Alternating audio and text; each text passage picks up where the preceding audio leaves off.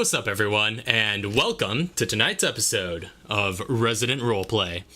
This is a show where a group of friends and I get together and play homebrewed tabletop RPG set in the world of Resident Evil. I'm your host and GM, Raphael, and welcome back to the table, everyone. Hi. Hello. Yo. Yeah. Alrighty. So, just want to establish a couple of things right at the top here before we get into the meat of this session. First of all, just so everybody viewing will know that there's been, of course, this is basically a play test for this homebrew, while at the same time being a campaign for it. So there have been some major changes and rule changes that have been implemented between this session and the last. And so you'll probably see some of that play out here tonight. But yeah, just giving a little bit of forewarning for that regard. And the players are all caught up on what that entails. But also, we've got to talk about this last week, but we've been going through the Resident Evil chronology on stream. And we just got to Resident Evil 6. Doc and I streamed Leon's campaign last week, and that was a lot of fun. We just wrapped that up.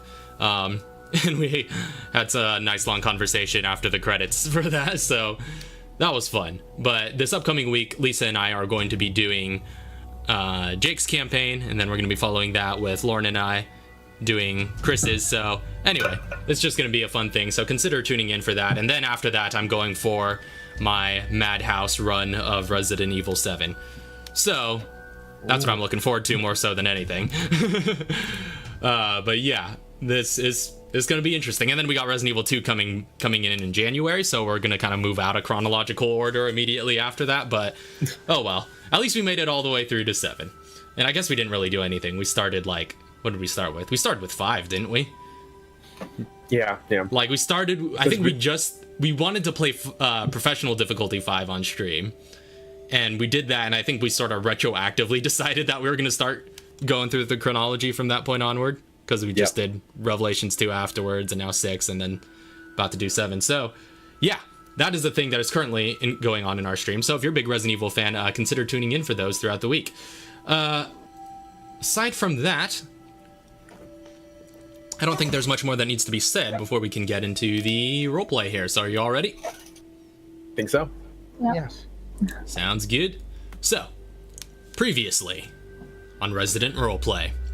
After completing a mercenary job rescuing civilians from the site of a T-virus outbreak, you collected your payment from the FBC and went on your separate ways for the next 4 months. And during that time, Arkea confirmed the dumping of her boyfriend, and also discovered that the T-virus flowed through her veins while spending a lot of time between the residences of Chauncey and Emile, pictured here with Doggo. So, Chauncey, thereafter, joined the FBC and took the opportunity to reconcile with his estranged sister, Cambria. And Emile also joined the FBC and aided Katara with some research. Over that time, Katara, who had been suffering from migraines related to her viral superhuman abilities, developed with Emile's aid a formula of sorts that she believes to be capable of stabilizing herself, among other things. So, come January 23rd of 2003, the 4 of you were called into the FBC facility in Philadelphia. You now find yourselves in a clean, carpeted meeting room on the 2nd floor of this FBC building. At the center of this room is a long wooden conference table, and on the other side of it is Parker Luciani, Mr. Fox, and Cambria Clancy, all of whom stare at you expectantly. So, it's about 4 p.m. in the afternoon on January 23rd, and this is where you find yourselves. Oh boy. Fancy meeting you here. And Mr. Fox is just sort of standing there with his arms crossed. He's just like, I suppose so. So, we've got a job for all of you. You ready to hear it? All of us? Well, whoever wishes to participate. At least 2 of you have jobs here, so I don't think you have a choice. Who wasn't asking for me? Well, and you see I'll the take a listen.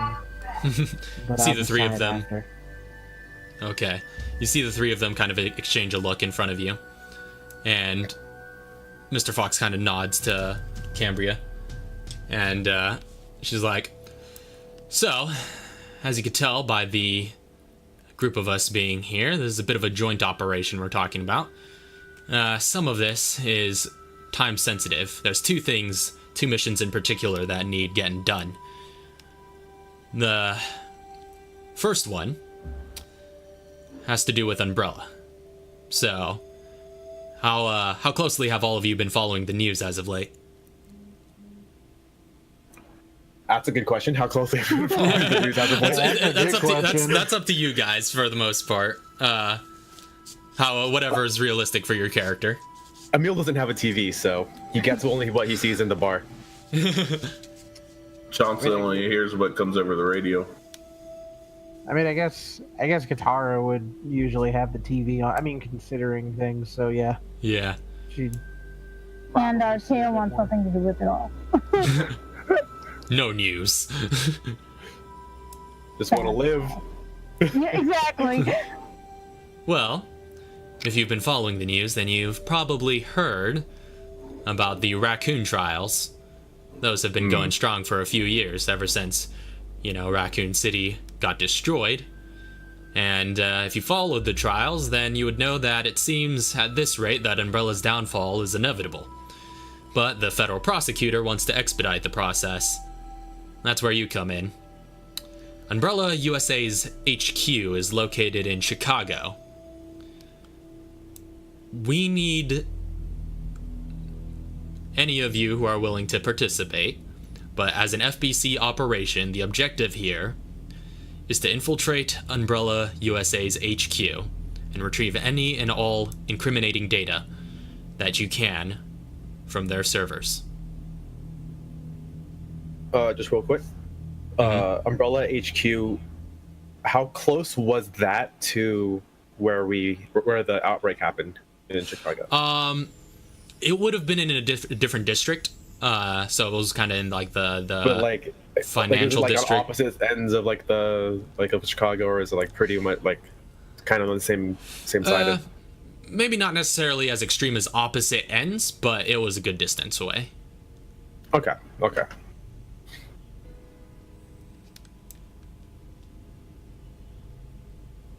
All right.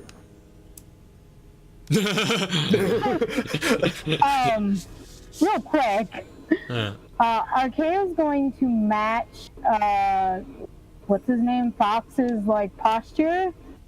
Kind of stand there with her arms crossed and be like, she's gonna look at Cambria, who stopped talking, and she's gonna be like, okay, I have one question for whoever will answer this. Why am I here? Mr. Fox chimes in. He says, "Well, we called in Dr. Oswald and you, Archaea, because we are in need of advisement. The both of you have extensive experience with the inside of Umbrella facilities. We're hoping you could provide some information on anything that might aid in such an infiltration, security protocols, things like that. Now, if you don't want to be part of the infiltration, that's up to you. I'm sure I speak for most of us that we don't want whoever's conducting the operation to be on babysitting duty, so... But whatever you think works the best." Uh-huh. Okay. Well, I definitely do know my way around an Umbrella facility. So, I'll do whatever I can, sir. Very Now, good. I'm not fit for infiltration, considering circumstances. That's just not my cup of tea. I'm not very silent. But I can give you. Jamil and Chauncey in these big old freaking suits of armor. Well, that's up to you how you want to go about it. Of course, discretion is advised, but there's many ways that discretion can be obtained. You could, slip in through some back entrance, or you could go in the front entrance under any sort of guise. Whatever you decide to do, you have our full support of whatever resources we can provide. But that's partly the purpose of this meeting, is to devise some sort of plan. So... Also, not gonna lie. Once we get in, I have no idea how to get that data out of there. Well, we'll be providing you with a means. I know ways of getting data out of places. I've done this before, or I should say, I know how to get data off of things. You get the data off of it, I can get the data out of there. Yeah. All right.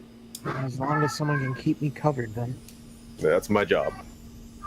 Protect you, protect Archaea, make sure Chauncey doesn't go down. And I can at least help out in the department of getting through a facility. I mean, I did work, so. It would be very valuable. Yeah, that is true. You, having worked for them, you would know, I suppose, to a certain extent, what's normal around these kinds of facilities. Now, we can share with you what intel we've obtained about this HQ building so far, but after that, you're on your own. You may want to consider conducting further reconnaissance if you like, but either case, this is a bit of a sensitive operation, so again, discretion is advised. Though success is in your best interest. Success in an operation like this can very swiftly lead to Umbrella's downfall, at which point, Dr. Oswald, you're off the hook for whatever they might have against you. Well, Now, I mean, I got a message. have they been in touch with you? I only had one message, and that was months ago. They basically said they were watching me. And lo and behold, they were, as I was going home. And, yeah. They've been keeping tabs on me. Well, they're very quickly dwindling in their power and their ability to be able to do that on a large scale. And if you succeed in this operation, then, quite frankly, that's going to be the end of them. No more mega corporation Umbrella, just a bunch of people scattered to the wind, and hopefully the worst of them apprehended. Alright. Alright, I'll do this. Don't worry, we're here for you.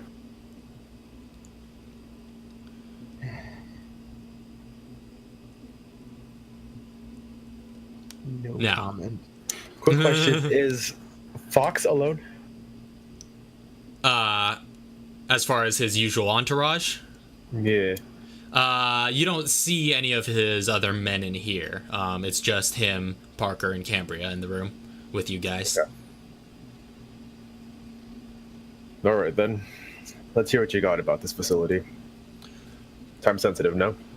Yes, time sensitive. What about the other option? Well, there is another option. The other one is less time sensitive, but I suppose a little bit closer geographically. The other job is in New York.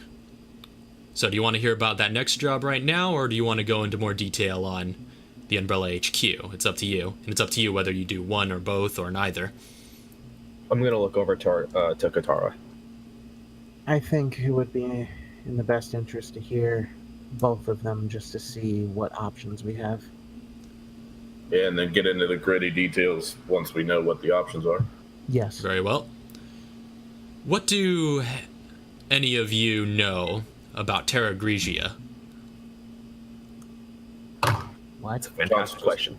Chauncey just kind of rolls his eyes like, that's a made-up word.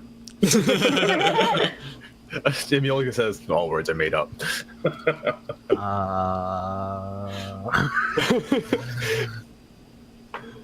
What would we know about Terra Grigia? Yeah. I'll say Lauren doesn't know anybody. much about Terra Grigia. Yeah, that's true. I'll say anybody that's interested can make a history check. Interesting. Ooh. Where is history again? Right. Yeah. Terrible. Oh my god. So Katara, you being an individual of great interest in the sciences, have heard a lot about Terra Grigia. It's been causing quite a bit of hype for quite a long time. You know it to be this floating aquapolis that has been in construction for decades at this point, or actually at this point about close to a decade. So yeah, it's been in construction a long time. And it's just this floating city that they're building out in the Mediterranean that's going to be running entirely on renewable solar energy. You're talking about this city that's going to be running on renewable energy, still in development at the moment.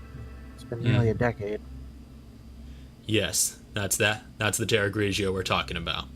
It's state of the art, this floating aquapolis that they've been working on for many years over in the Mediterranean, and as of right now it is nearing completion. But there's been an international extremist group that has made public threats against the development of Terra Grigia. And Cambria just sort of interjects. She's like, they call themselves Il Veltro, and there's reason to believe they're considering the use of bioweapons.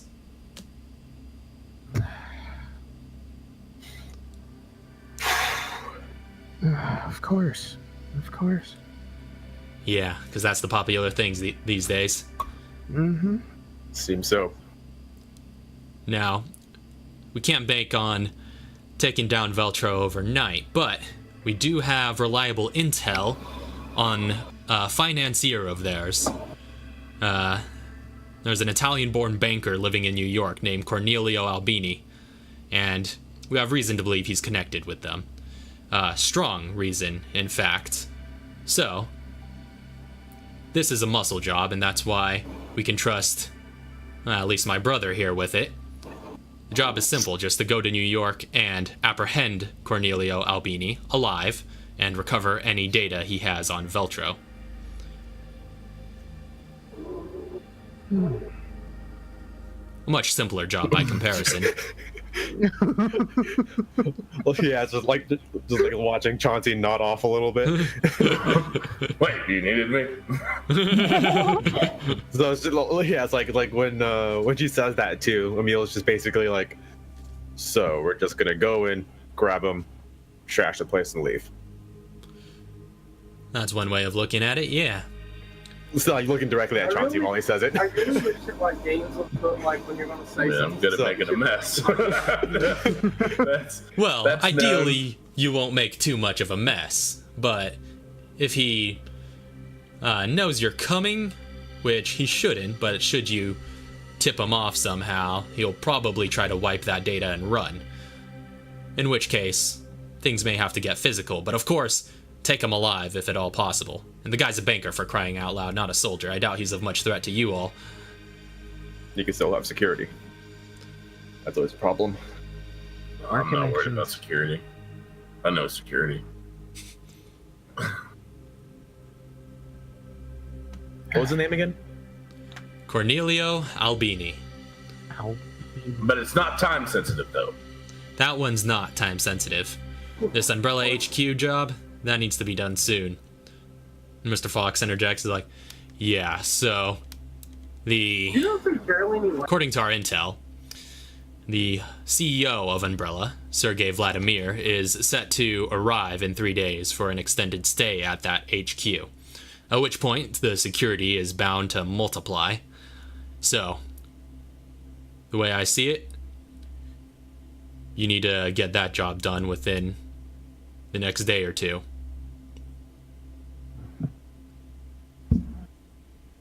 All right. So I'd say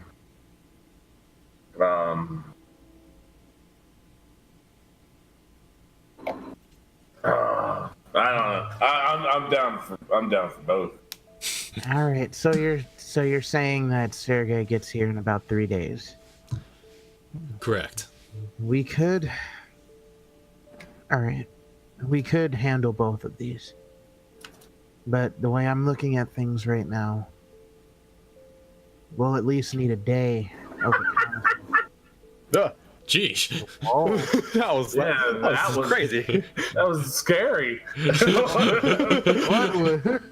Just random Joker laugh. I thought it was Lisa, but Lisa was muted. I think it might have been on Lisa's end, but she muted herself in time. Oh, I thought she's been muted. I don't know. But As you were. yeah. Sorry. We'll at least need a day of reconnaissance so that way we can understand more about the area. I mean, of course, you know, once we get a bit more information about the building, I can probably see if we can find an easier way in and around. And then Day just of guide us recon. through. day of work out before the third day. Yep. That's there how anything I else? see it going. Is there anything else you guys have on the building before we head off? Well, we could give you what we have. So, it is a bit of a skyscraper. It's a tall building. It's hard to miss.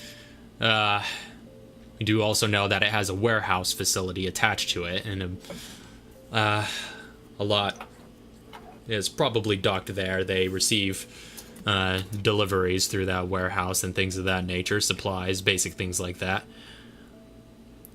We also know that it's mostly an office building. Operates from 9 to 5, the usual office hours, but we did have a technician that managed to, or at least somebody who went in under the guise of a technician who got a little bit more insight on the layout of the place. From what we can tell, a lot of the power and network storage is being routed to something underground, and that area is can exclusively be accessed by personnel with proper clearance. So we weren't able to get anybody who was able to see down there, but we do know that whatever data storage, servers, anything like that they have is probably down in their basement. But from what we can tell, being the HQ, it's pretty heavy on clearance in their security. So you may have to find a way. We have resources to arrange basic clearances if you'd like. It would be at least enough to get you through the front door, but to get you into that basement and any other locked doors they might have, you'll probably have to look around for somebody else's clearance or some key cards, things like that. So what, you can get us in as security? At least, something like that. At least enough to get you through the security guards at the front desk.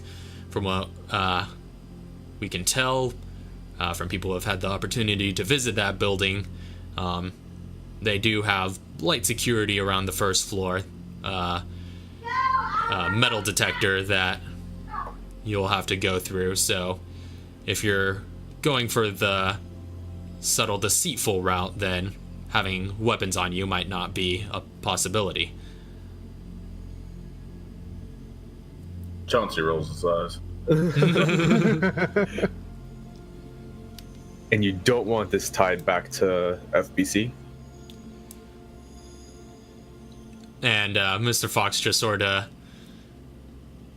sighs and says, well, that's generally the idea, but you won't have much say in that matter. You see, the reason you were chosen for this job, you four of all people, when we have much better, more professional agents who could handle infiltration and do so for a living, is because, quite frankly, you're expendable. And if you guys fail at this, then the US government can easily disavow you. And Parker just sort of leans off the nearby wall. He's like, you know, you're not supposed to tell them that part. That's standard operation. No, we don't mean to alarm you, but hopefully that inspires you to caution. So wait, how's everybody in this room? What was that? How's everybody arranged in this room? Is it like a meeting room? Yeah, with a yeah, table, it's a meeting room. Desk? There's a conference table, a long conference table in the middle, and they're kind of on one side of it, and you guys are on the other, unless you've wanted to reposition yourself. Nah, I was just curious. Like, we're sitting in like almost like a big open room. Yeah. I mean, it's not huge, but standard conference room size, your average conference room. So they're on one side of this big table, we're on the other side of the big table. Expendable.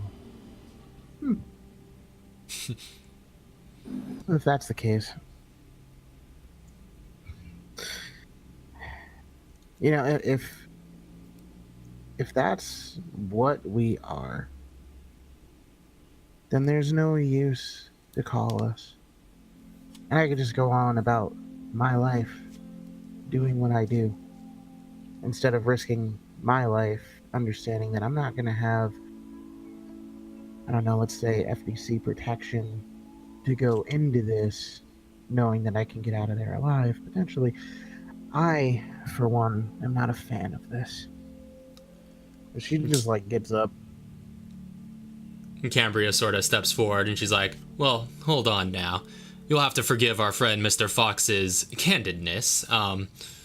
And yes, it is true, the main reason that we got approval for seeking you out is because our higher-ups believe you to be expendable. Not a lot of people expect you to succeed at this task, but I know what you all can do. I know that you guys survived Raccoon City, and I know that you guys didn't disappoint when I sent you into uptown Chicago.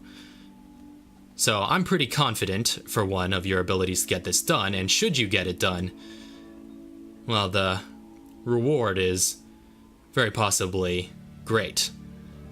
For one, it's on the table that Dr. Oswald, your history with Umbrella and any potential watch lists the government might be holding you on can be cleared as a reward for this job. Or at least lightened a great deal. And as for you, Chauncey, and Emil, well, quite frankly, pulling off an impossible stunt like this is bound to get the attention of the higher-ups within the FBC. We're talking possible promotions, things of that nature, maybe even an audience with the big man himself, Morgan Lansdale. He's always keeping an eye out for potential talent.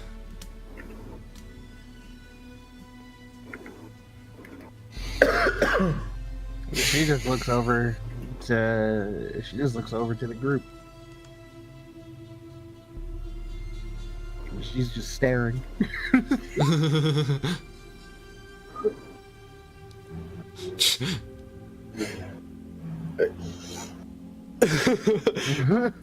Emil's gonna have a hand on her shoulder, just passively, just trying to calm her. All right, Katara. I'm not too interested in promotions. I'm not too interested in climbing the ladder. I can do that in time. If we're going to be doing this, I'm primarily going to be doing this for you.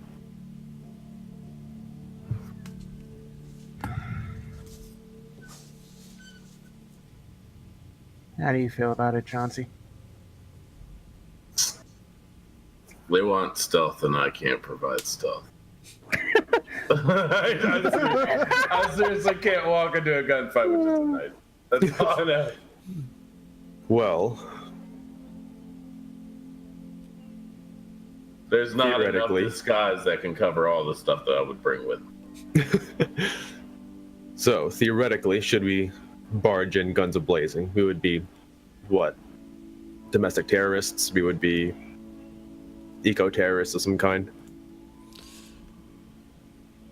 Officially, at least. Well, I suppose you could go about it through that route, yeah? That would be what you would be classified as, should that come to pass. Although it's quite possible, if Umbrella has a lot to hide, they might not attract a lot of attention to the scenario should they have a security breach.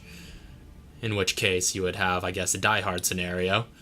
In which case they don't call the police right away and try to take care of it themselves. They don't want their dirty laundry flapping in the wind. But it's hard to say for sure what they'll do. Again, we don't know anything about what's in that basement, but all we know is that their servers are down there, and that's where you need to be. All right. Chauncey, do you think you can try to be stealthy? first. Just try. I repeat And then we'll myself. burn that bridge when we get there. I repeat myself. I'm a Cub Scout or Boy Scout. I'm going in prepared. Well, if you want to go in prepared, that's up to you, but you should at You least get a find me look at a- the place. Yeah. Then you could formulate your plan a little bit better. Oh, Like I alright. said, we're asking for discretion. There are many ways to be discreet. Or there can be ways where a few of us head in from the front. We have an idea of what's going on around. If we can get you in from the back, you can sneak in behind while we go forward. I mean, you get me in as a janitor, I can put a trash can full of my weapons.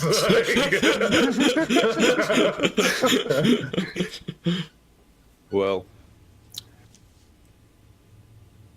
again, Actually, we'll I burn like that that bridge when we plan. get there. I like that plan. So, all right. So we're going. You guys want to check out the building? You guys, looking back at Fox and the other Clancy. So, do you have anything else for us? And Cambria kind of leans in, and she's like, well, she kind of looks down and rifles through some documents pouring out of a manila envelope. She's like, let's see. Well, we know that, well, there is a pretty major player in the personnel of that facility. We know that head researcher recently moved there, or got transferred there, to Umbrella HQ, who's a Russian scientist by the name of Dmitry Antonov. He was recently appointed by Umbrella's CEO, Sergei Vladimir, and he has a bit of a reputation for brutality, and that's without including any possible off-record work with BOWs.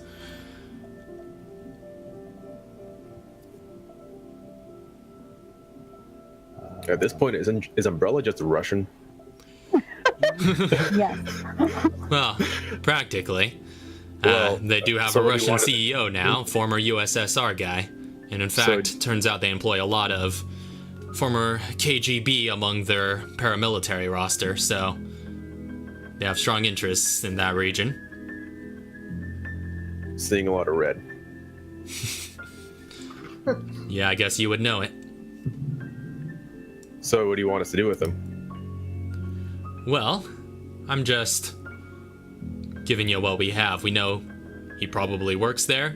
Sounds like a dangerous cat, so you might want to watch out for him. Okay, you And don't of want course, us to grab there's him too. Well, hopefully he'll come to justice with everybody else with the data that you get out of there. But, of course, you'll probably have to look out for the standard USS fare. Umbrella Security Service tends to be on the job everywhere that Umbrella's found, and quite frankly, this being their American headquarters, you could expect at least a few of them there. Yeah. Well, we can deal with USS. As USS is brought up, Arkea is going to raise a shaking hand and look at Dr. Fox, or Dr. Fox, Mr. Fox. He's Dr. now. Mr. Fox, and she's going to say, so, I'm going to regret asking this. Just a Okay. slight squeeze on Arkea's shoulder. Do you guys, have any of you heard any resurface beefs? What was that? But yeah, what'd you say? Oh, she's asking if they heard any like of the resurfacing of the beast, Aiden. And Mr. Fox kind of thinks for a second, and he looks off. He says, since he was last sighted in Chicago, I don't think we've heard too much about his activity. He seems to have gone silent for the most part again. Although there have been reports here and there of possible activity with him shaking down Feliciano soldiers here and there, but nothing major, nothing that's attracting a lot of attention. But we have reason to believe he's still out there. Probably won't be hearing him again until a couple more people are dead. Yeah, that's possible as well. As this conversation continues, RK is just going to get up and walk closer to the door and probably grab the same wastebasket from before and start emptying whatever she ate that morning. Yeah, so you just see the arcade just walks over there and just and Mr. Fox is like, "Oh, you all right there?" She's just shaking now and kind of standing there with her head over the trash can. She'll be fine. Emil's gonna go over and try and just like comfort her a bit. She kind of leans into you and is just a shaking mess.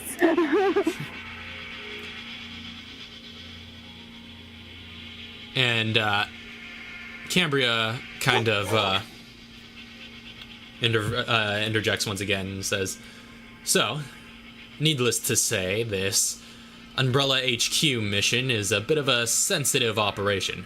So, when you do go in for that, Mr. Fox and I will both be on site to supervise. Just to help smooth things over if we can.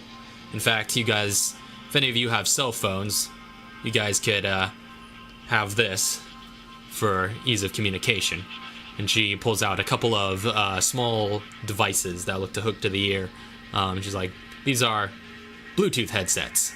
It's this new wireless tech sort of thing. If you have a cell phone, then you could equip it as a personal item in your head slot and use it to communicate over long distances." Yeah. What's a personal slot and what's a head slot? Hold up. Emil's sitting there just like, I have no idea what you just said. Yeah, it's We don't even know tech what a cell stuff. phone is. Katara's tech has just come out. She's like, wait a minute. Ooh.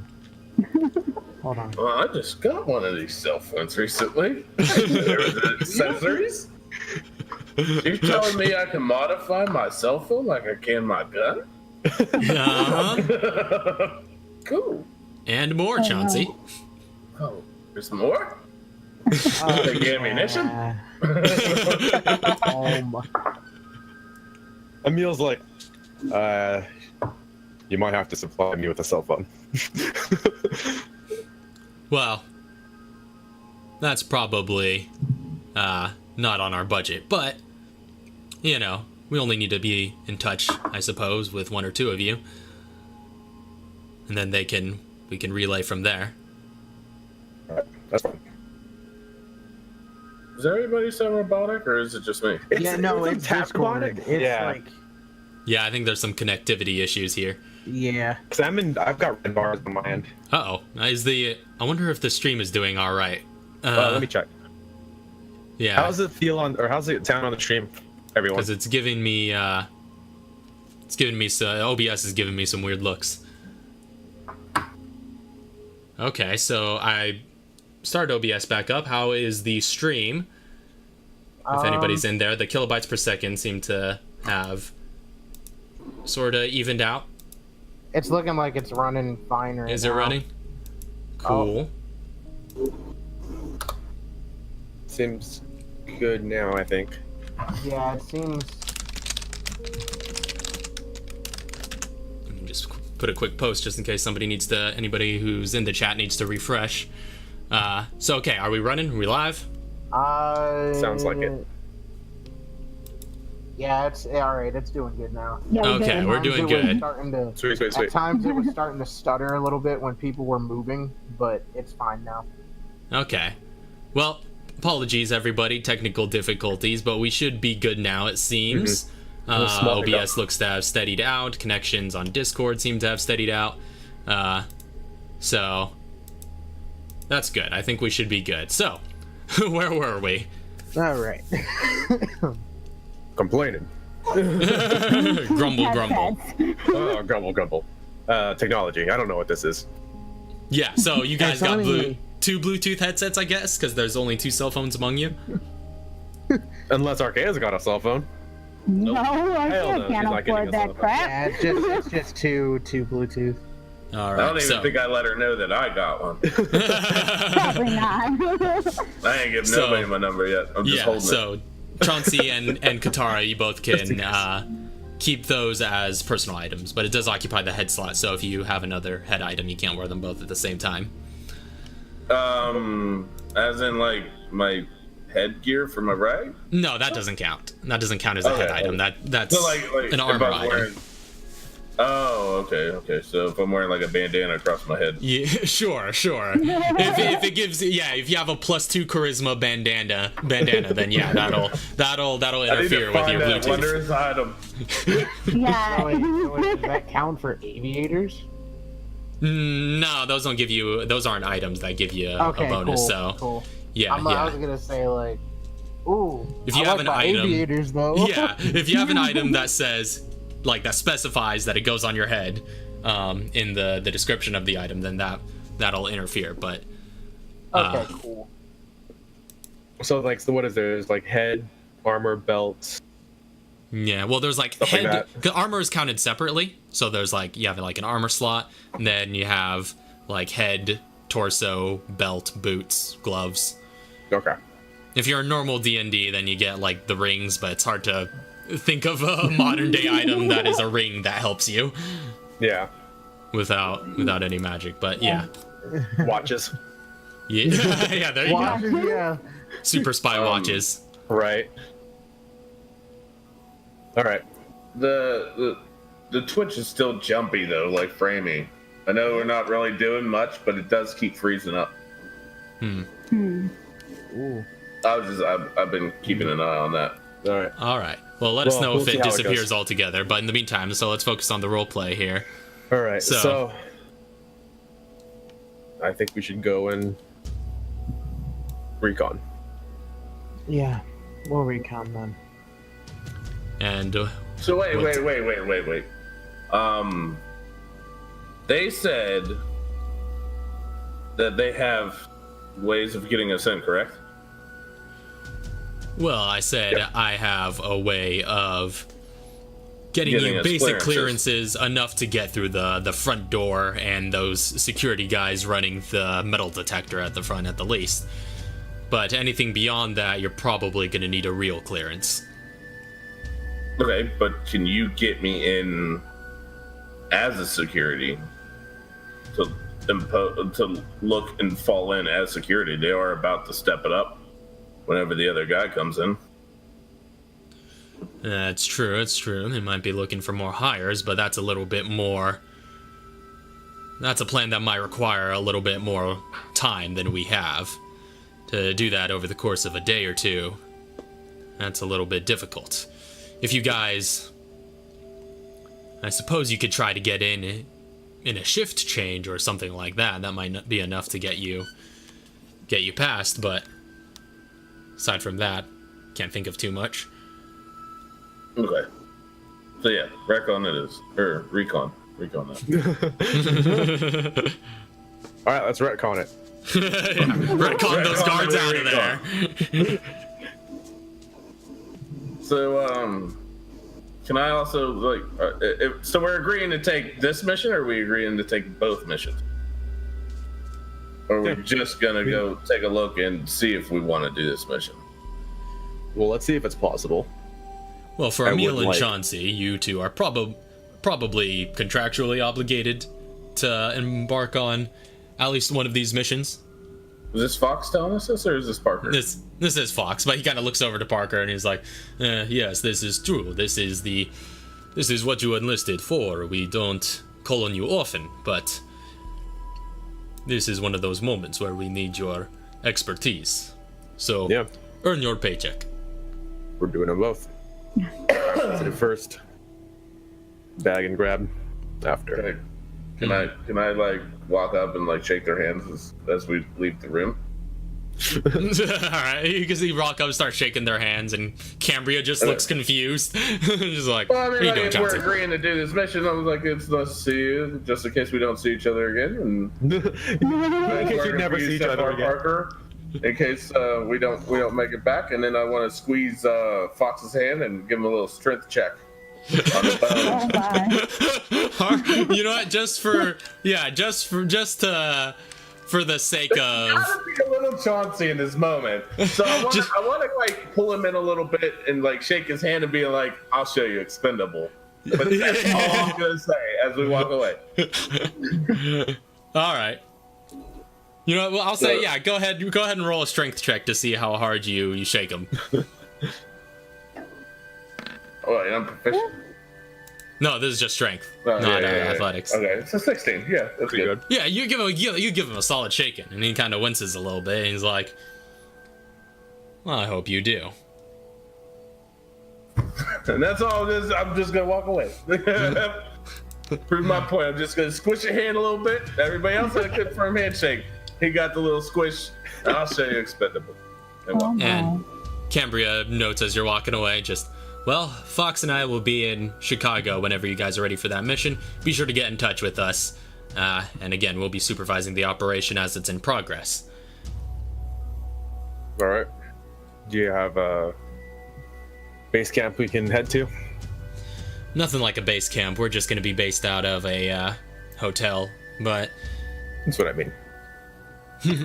well, Where's our little HQ? I suppose you can meet up with us there. All right. We'll get you our hotel and room number as soon as we have one.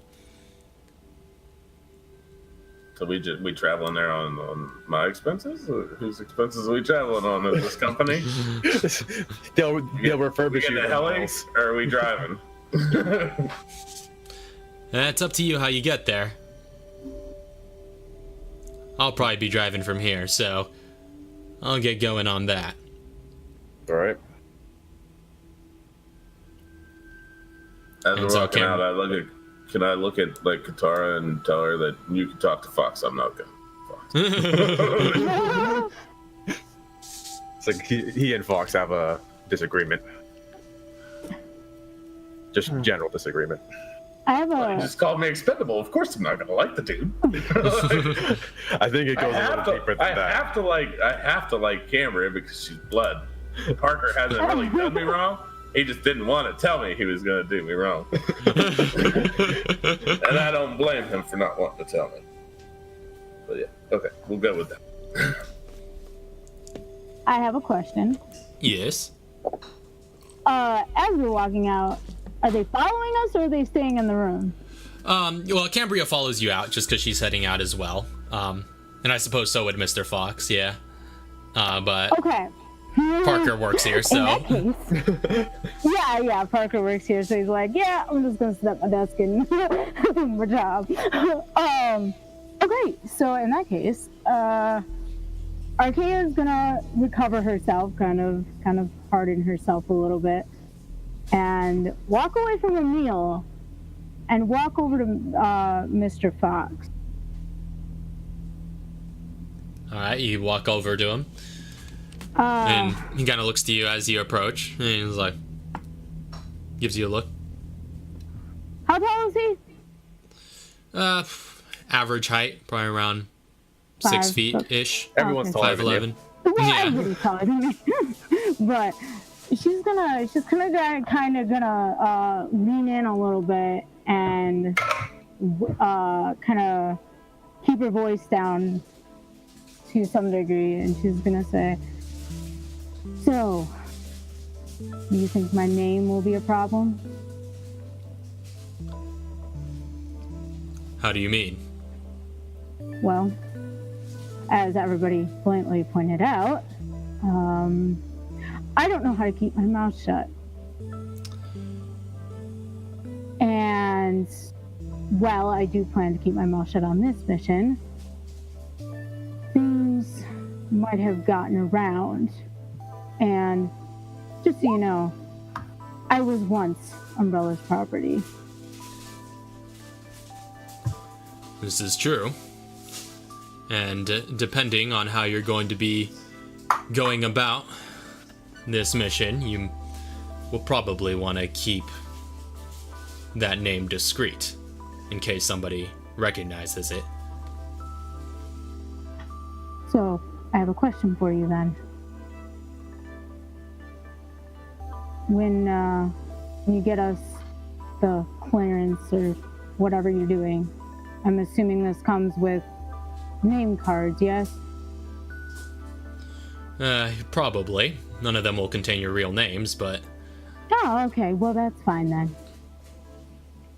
I don't know much about this whole secret agent undercover thing. Well, again, that's only if that's the route you guys plan to go on. You didn't really give me a firm answer as to whether or not you'll need them. Well, me? I'd rather do this as stealthily as possible. My father, on the other hand, he's not so into stealth. He's more guns everywhere.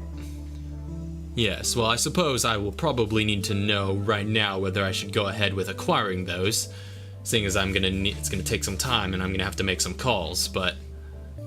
In that case, she's gonna look over at Emil. So how close are we when? Because she walked away. Well, this is waiting all for her by happening the as door. you guys. This is happening as you guys are walking down the hall as you just exited the room. Okay, so Emil's just sitting waiting by the door, and he's like, "Every option's available, or we can use every option that's available to us." All right, I'll make sure that you have those then, should you need them. I don't know how that's gonna work for me. I feel like people might, Recognize. I don't know. So wear a hat. Although, clearly, Umbrella Security has some problems with you, but aside from that, did you necessarily part on bad terms with, say, your peers? No. No bad terms. You think it might be possible that getting recognized might be an advantage in your case, or perhaps you should play it safe? Considering I was being watched and I got told that they are watching me because of the trials going on, I don't know if me showing up here would be a good thing or a bad thing. True. Well, what if you want to make amends?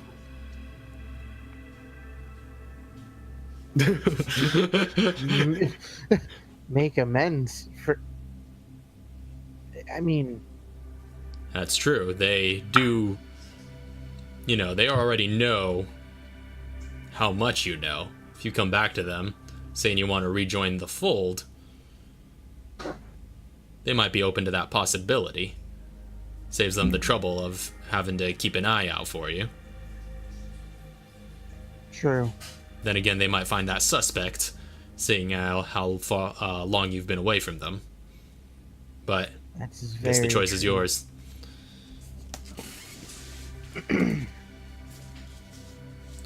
So, which one are you guys heading to first, Chicago or New York? It's also Chicago, worth noting sure, that you guys would know that New York isn't very far from where you're currently at. Yeah. It's like a border away, right? Yeah, it's like Something like about a 2-hour drive away. Yeah, realistically, 3 hours at most. Yeah. How fast do you think... she looks over to the group. How fast do you think we can get the thing in New York done? Well, we can definitely get done within the day, but I'd rather spend that day patrol or scouting out the building. Actually, no. What time is it right now? I'm asking in Emil's voice, but this is Lauren. It's about 4 o'clock in the afternoon. You guys have been talking for a bit, so it's probably pushing 4:30. So the thing is, we can either, because we're gonna have to go after hours anyways, if it is, because it's a it's an office building. I will say it is a Tuesday for me. For everybody now. All right, so for you it was a Tuesday, and yeah, so we're gonna have to go after hours anyways. We wouldn't be able to get much reconnaissance done. So yeah, I said we head down New York, We still have to travel either way. Yeah. Sure. Oh, and Cambria, as she's walking along, kind of stops and like pulls some more stuff out of her manila envelope, and she's like, I almost forgot, before you leave, we'll need to make sure you get these mission materials. How many folders do you have? Hey, I'm a very prepared agent. So, they don't let me in the NSA for nothing.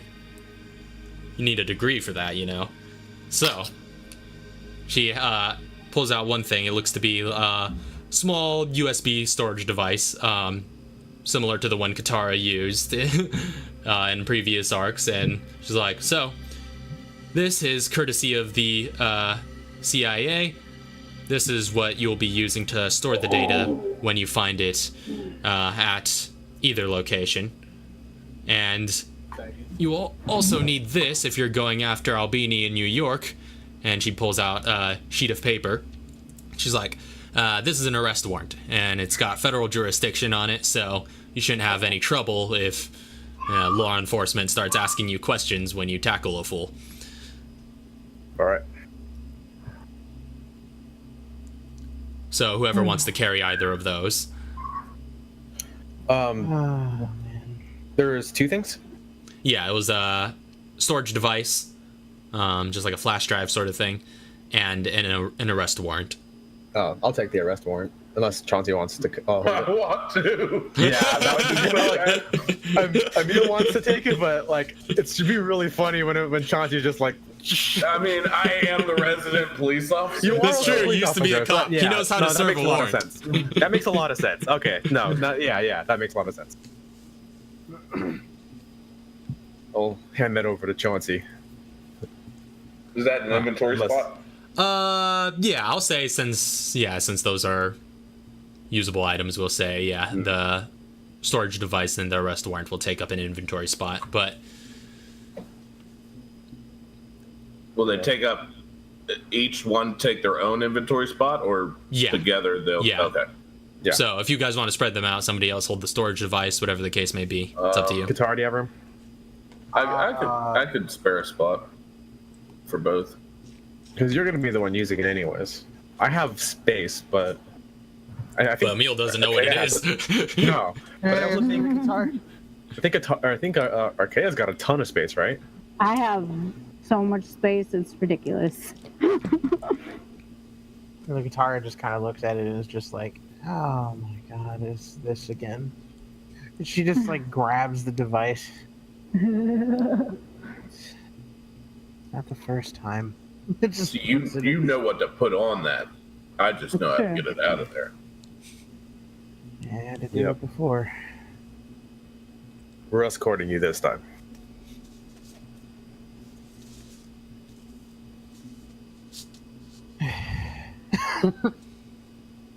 just a sigh. And Alright. yeah. Very well. So, you guys have those items, and you guys are kind of led down. Or not really led down, but you guys all leave together. As you're heading down the stairs, Mr. Fox and Cambria kind of go off. And again, Chauncey and Emil would both know that there's an armory at the basement level should you want to look into that, or you could just head out and hit the road. It's up to Is you. the armory just for or rather, we can get requisitions from the armory, right? But do we have to pay for it? Not as FBC members, but they will be like on loan essentially. Like you borrow them for a mission, and then you bring them back when you're done. I'm talking about ammo. Ammunition you could you could also get free of charge. Yeah. Oh, sweet. Might as well It's just part of stock the up. FBC budget. Where are you two going? Actually, hold on. Do we need to stock up? I'm always down for stocking up. All right. Let's just say I could be at full capacity and still want to stock up. That kind of- Chauncey's that clear middle ahead of name. time. Does Emil need to stock up? Does anybody else need to gather weaponry?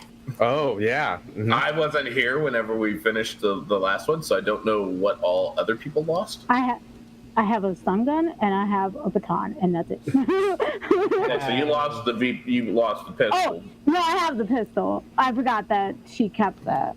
You Wait, shouldn't no. have- If you borrowed that from the FBC camp, you would have returned that as well.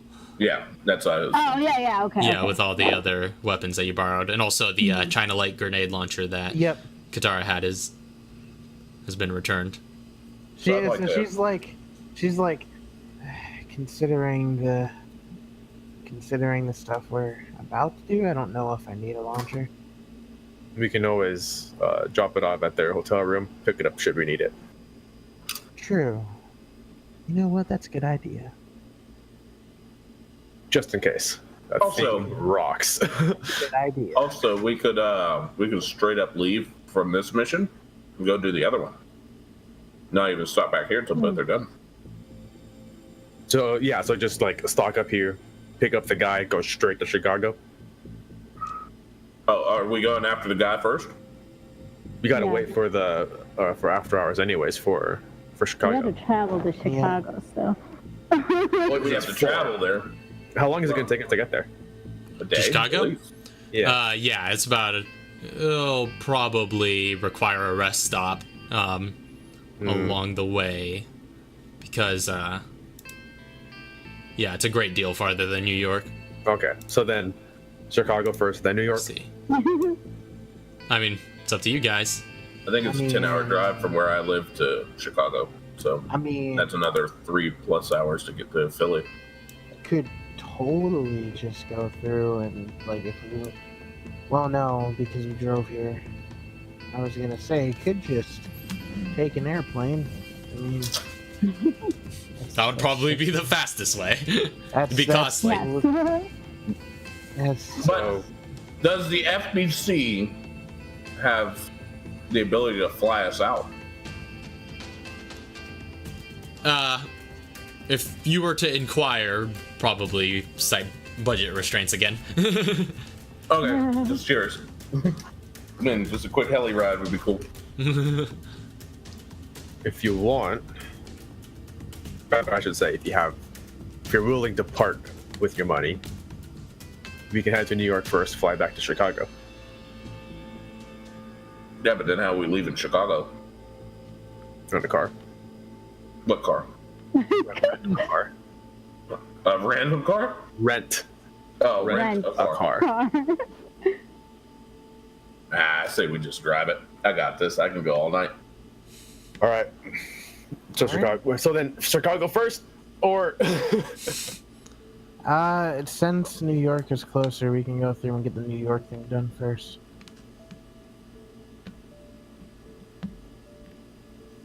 I'm cool for that. Are we all needed for both? That's a Oh, good that's question. true. We could. So. Oh no, we're splitting the party. Wait, but you guys only came in one vehicle, didn't you? Right. Sure. Oh, but the Mr. Fox and Cambria are both heading out right now. Mm-hmm. It's true. So That is the true. way I'm thinking about it is maybe a few of us, or like myself and well, I guess who would be? Well, we already know you would be the best to get the dude to New York, Chauncey. I'm there. Yeah. I'm going for both. So just Chauncey's I'm not Chauncey's already in New York mentally. I've already been there and gone mentally. So, It's already done. Do you want to come with to Chicago and do reconnaissance, or are you gonna back up Chauncey? I can help either way, depending on how much resistance. It doesn't seem like we're expecting too much resistance in New York. I think Chauncey might be able to do it on his own. I would like to be there to back him up just in case. But if we're just going to be doing recon, I can. You want my honest opinion? Yes. I think you guys go to Chicago and I run this New York thing. Oh boy. I just, you guys know what you're looking for to be stealthy and smart. I do gun, boom, boom. but we're not doing that yet, though. We're just doing recon. Yeah. And I will be bored out of my mind while you're trying to figure out how to do this. All right. Archaea looks at everybody and she's like, she looked at everybody and then her eyes land upon Chauncey, and she's like, I know that you like to play the superhero, but I would really feel better if you took Emil with you. I'd really feel better if Emil was with you. Against Katara. I mean, I'm cool with Katara coming, but that's only if Katara wants to come. But I really think Emil should. Someone that would protect you like family.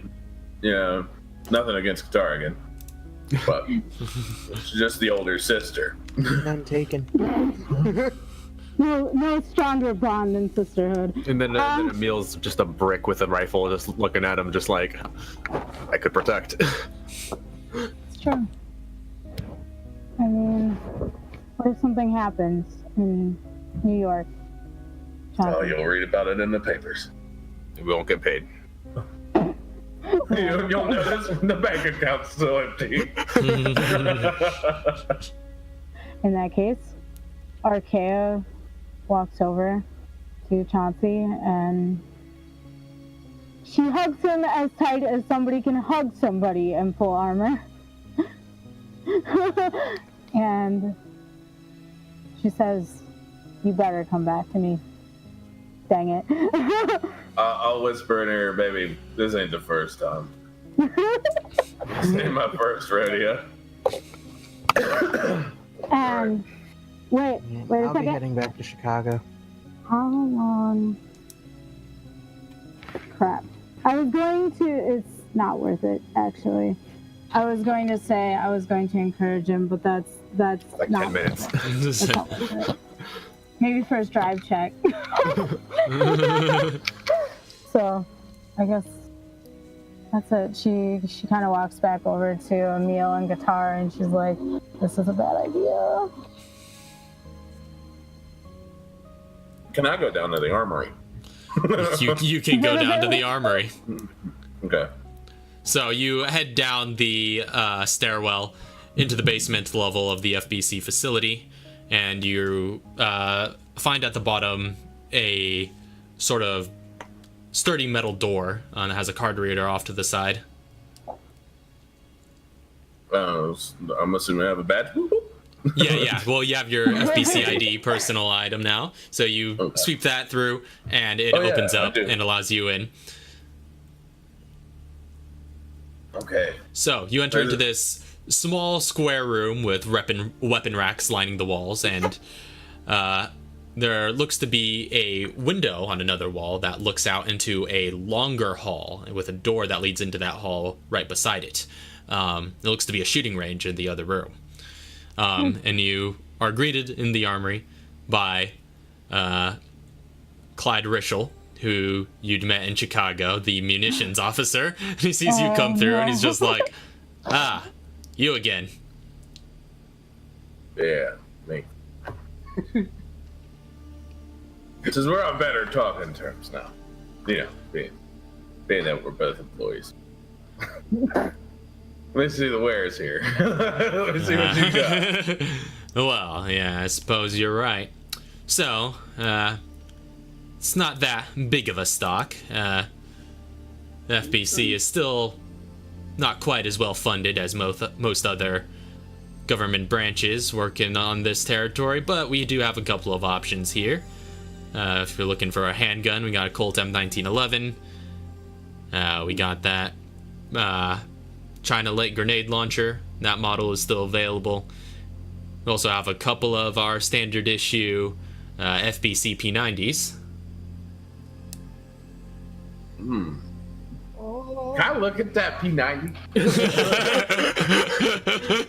Like, I literally just mentioned this last episode. I think I was like, how cool would it be to see Chauncey with a P90? Yeah, I'm gonna take a look. Are you gonna take a look at the P90? Now you said 9Ds. Does that mean there's multiple than one? Yeah, we do have a couple, just because, again, it's the standard issue weapon of the FBC, so we have always more than a few in stock, depending on how many field agents are using them at the moment.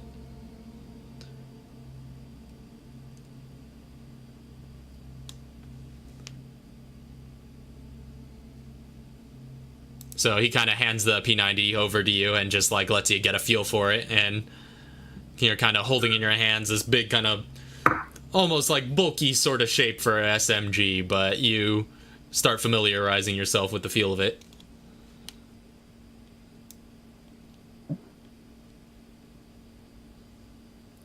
Oh, I kind of like it. Actually, can I head down to the armory before I leave with the others to Chicago? I just need to re-up on M9. RK is going to follow him. Okay, so you guys head down into the armory, and you see Chauncey messing with the P90 upon your arrival. Fancy. And so what were you stocking up on? M9.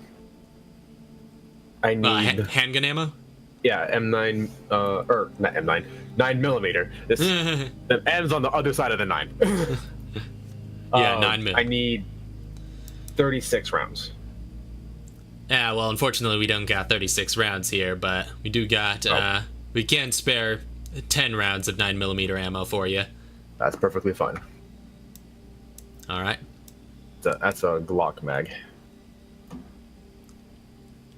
which is all I need. Cool beans. Just because I'm probably not going to be using an M1 running through these hallways indoors. Okay, so can I get 2 of these? What on earth would you need 2 of these for, Clancy? Kind of like the way they look together.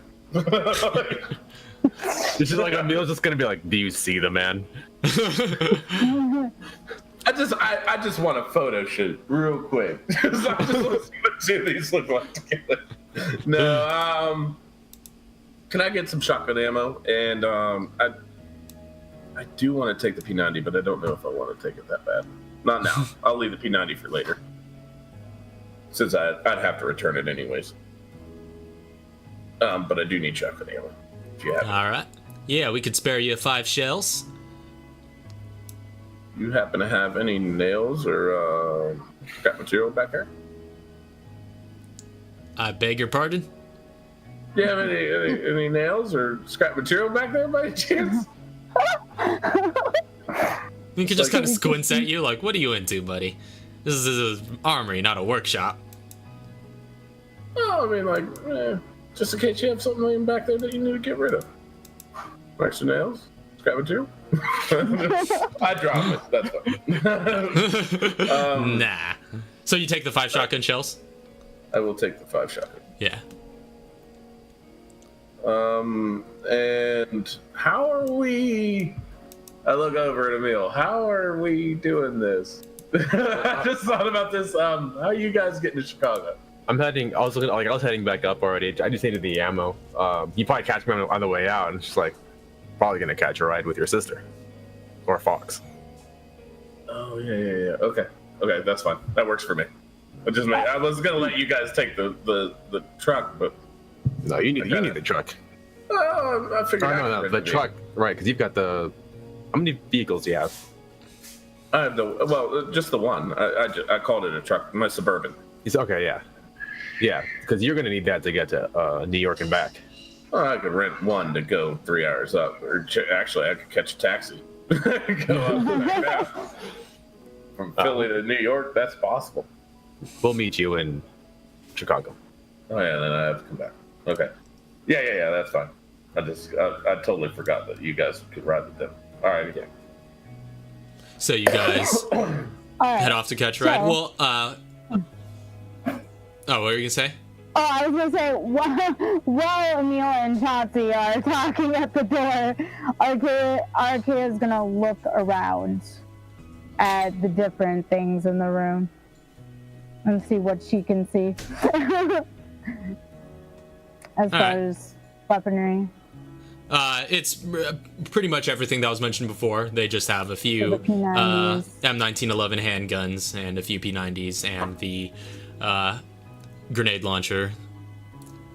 Alright, You can also do yes. make a perception check. Oh boy. Oh no. Let's see here. Hold on 1 second. Perception. P. Persuade. Performance. Perception. Nah, you know. Whatever you want me to perceive, I'm not perceiving it. You just take a look around. You're just like, man, there's so many guns around here. I don't know what this all is. Alright. So much In that metal. case. So much metal. In that case, she's going to go over to Clyde and she's going to say, can I borrow one of your, what was it, M9? M1911. Yeah. Well, Yeah, that's... well, if you're going out on a mission with this one, I suppose he can take one out for you. That'd be fantastic. And he looks over to Chauncey. No. I'm not trying to be mean, but like we're supposed to do that part stealth. So I'm going with the assumption that we're going to stealth that area. So Okay. I really don't want you going to guns a-blazing. Like, I'll give you one of mine when I get there if we need. She kind of walks out and she's like, if I get hurt, I'm going to hurt you. And she walks out. Are you gonna get hurt? Emil's like halfway up the stairs, like, you're not gonna get hurt. That's what Emil's there for. Yeah, last time I almost died. In character, I did this. Not because out of character, I think it's a bad decision. In character, I think it's a bad decision as well. And that's exactly how Arcea responds. She looks at Chauncey, she says that, and then she walks up the stairs, meets Emil halfway, and she's like, I swear, if I get hurt, there's gonna be problems. If you get hurt, I'm not doing my job. And she walks the rest of the way up the stairs. Meet up with a guitar, and it's like, by the way, Look at that. just that launcher looks really nice. Yeah, does it? Yeah. All right. Where is Fox and what's her name? What's your sister's name? The Cambria. Cambria. So many C's. I know, right? Just remember Clancy. It's easy. Yeah, the other Clancy and Fox. Miss Clancy. You're basically identical. It's fine. So yeah, he's gonna be like trying to catch up to them. Mm-hmm. Figure So out the you ride kind situation. of run on. Also, good to know, Katara. So yeah, is Chauncey still inspecting the wares down in the armory? No, Chauncey would have made his way back. Yeah, I was gonna to say. Suburban. Well, you would also notice while you were there was like this little there was this like little jar kind of off to the side in one of the tables that was just filled with dollar bills. I'd have put $1 in there. I'll throw $10. And like Clyde just looks at you, and is just like, "What are you doing?" I'm giving you tips. I mean, That's not exactly what that's for. Oh, okay. What's the jar of money for? Well, it wasn't my idea, but the guys around the facility, they got this little bit of a pot going. Just anybody can add $200 to the pot to challenge me to shoot off at the range, and anybody who beats me can take the pot. Right now? Right here, right now? Well, you gotta put $200 in the pot to be able to challenge, and, well, no one's beaten me yet. I guess somebody It's just... not there. I guess somebody heard. I guess I was, word got around that I was a pretty decent shot, which I don't know why they didn't figure that since I'm in charge of the armory, but yeah, they started doing that bet, and I didn't think much of it. But the pot, I think right now is sitting at about $1,000, so. Well, it's sitting at 1,200 then. Oh, so you want to do this right now? Right here, right now. Let's do this. All I right. got time. Is it a gun of choice or is it a specific gun? Well, here's the deets. So, it's a score competition. You take Colt M1911s to the range, 7-round magazines. There are 3 targets that are all out simultaneously, and you could sort of pick and choose which targets you shoot at with that 7-round magazine. So there's gonna be one target that's stationary, about 30 feet out. Another target that's 60 feet out, but moving side to side. And then a third target that's 90 feet out. Now, the last 2, they're worth a little bit more points, but the moving target is a little bit harder to hit. The third target is also worth more points, but again, that one's a great distance away, and with the M1911's range, it may cause some difficulty. I'm still down. Let's do this. So wait, how many points are we going to do this? Or does he have like a score set that I have to beat? So you both are gonna shoot a magazine of an M1911, and then you'll compare your score at the end of that. Okay. I'm good with that. All right.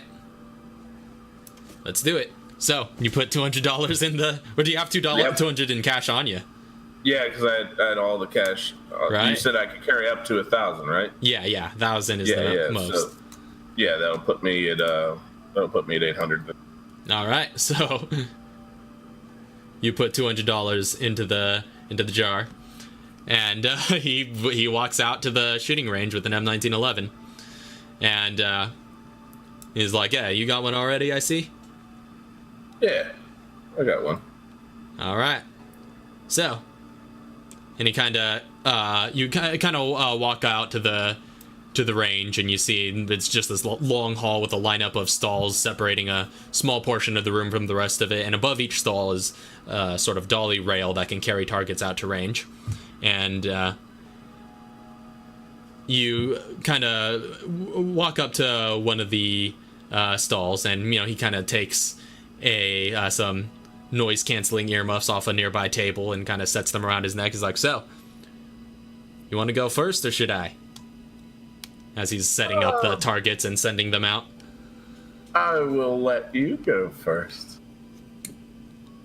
Alright, sounds good to me. And he sends all the targets out and puts on his earmuffs, readies his M1911, takes aim, and prepares himself to start shooting. So, he's got 7 rounds in his mag, and he's gonna go ahead and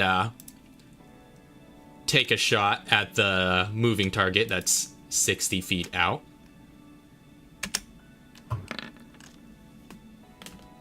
And as far as the first round, you see, well, it's not very visual, but he knows he hit that target. And I guess I'll just explain how much each shot is worth as we go along, but you wouldn't find out until the targets come back. But so that one was worth 8 points. So he's gonna go ahead and take his second shot at the target in the far back with disadvantage because it's outside of the effective range of the M1911. Ooh. Oof. Oh. It's the worst he can get. Yeah, without crit failing. Yeah. But nonetheless, that one was worth another 8. He's gonna go ahead and try for that target way in the back once again. Disadvantage. Alright, so it's a 19. Does hit that one as well for 9 points. So he's got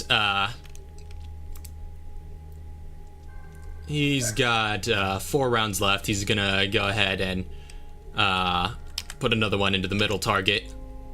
Oh, that was laggy. Which he hits for 9 as well. But did they disadvantage that one? No, not for the middle target. The middle target is moving. I thought you said the far target. No. Yeah, I said he was going for the middle target, okay. And he's actually just going to put the remainder of his rounds in that one. So that's 10 points. Let me see how many has he fired so far. 5. So 2 more shots. Whew. That's 11 points. And this is his last shot into that same target. And that is another 10. So the targets all come back along the rails, and as he takes them down, you see where the holes landed in each target. He's like, looks like I scored a grand total of 65 points. So. Pretty nice, pretty nice. Think you could do better? I'm always up for a challenge. Let's see. Now, does he shoot at a +9? Yeah. Or is he shooting at a +8 plus the 1? Oh, yeah, it would be with the +1 from the M1911, yeah. Okay, yeah, I was making sure I was allowed to add that. Yeah. It's just whatever your attack modifier is for firing and attacking with that weapon. Okay. That only helps me with damage. I'm looking through to see if I have What are you looking through? Else. I'm looking through my new player stuff and seeing if there was something I could do to add anything, but official or more effective. But okay, all right. I'm ready. Well, I mean, because like you can, I will say, if you if you use headshot, that's what I was wondering. You can use that. You can use that to kind of, I'll say, target like the center. So you'll be at that -5, but if you cross a certain AC threshold with that, with using a headshot, then you will be able to like maximize your points and essentially hit dead center. Or critically hitting would also count as hitting dead center, and or beating an AC of 30, which I don't think you can do without critically hitting at this level. Okay, so I wouldn't be able to hit 30, I don't think. But if the one's moving, yeah, and there's one in the back, one in the front, are they in line, or are they a little bit off? Well, they're a little bit off, so that you could see the one in the back and the one in the front at the same time from the same vantage point. So one's sort of a little bit more to the left, one's more to the right, and then way in the back. And then though there's one that's just moving, just like left and right between both of them. Am I able to time it to paper shot one through to the other? All right. Just to double my points per bullet. Just be like, oh yeah, boom, boom, boom, boom, and just like nail them at the perfect spot. I'm trying to just get more extra points. You can say no. That's fine. Probably not. I don't think it would pass within that range. It's carefully designed to avoid that. Oh, okay. All right. So each one's so it's 10 points for the middle, 9 points for the furthest one. It depends. Well, there's a system to it, but basically different AC thresholds beating different AC thresholds with each one will get you different points. Up to 10 for the first target that's really close to you, and up to 12 for the second and third targets, which are both have something that make it a little bit more difficult to hit. The third one being the disadvantage from the range, and the second one being that its lowermost AC is higher, meaning it's the more chance to miss it wholesale. All right, let's shoot the furthest target. Just gonna go that way. I'm gonna shoot at the first target, first bullet. You said disadvantage, right? The first target would be the closest one. No, the furthest. Oh, the furthest. The furthest target. Yeah, that would be disadvantage because that's 90 feet away. Okay. Oh, did you just roll 14. Those both at the same time? It's still showing the 8. I rolled. Yeah. Yeah. All right, so 14. 14. All right, that'll be 8 points on that one. Woo. I'm sending 2 more down, or sending another one down to that one. Same target? Yeah. Nope. That's 13. That's still within the same AC threshold, so that one would be 8 points as well. Go for it again. Oh, that's a natural one. So you fire your third shot, and not only do you miss the target, but you see your weapon jam up, but you have a moment to go ahead and clear it before you fire your next shot if you want. Yeah, pop that bad shell out. So nothing for that one.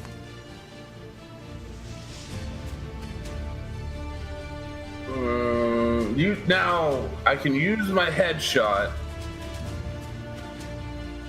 You'll be minus on your attack roll, but I'll say if you only beat a 20 instead of a 30, then that would count as hitting the center and getting the maximum points. Okay. Yeah, and I fire regular at the middle target, right? At the middle target, yeah, you fire regular, but its lowest AC is higher. So, yeah, but yeah, no disadvantage, no disadvantage or penalties for that one though. Well, let's do a headshot. Middle target. All right. Boom, 11. All right, so you hit the middle target for another 8 points. Oh, dang.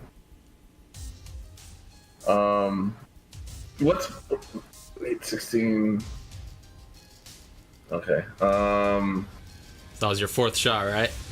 Yeah, that's fourth shot because the one shot was a 0. What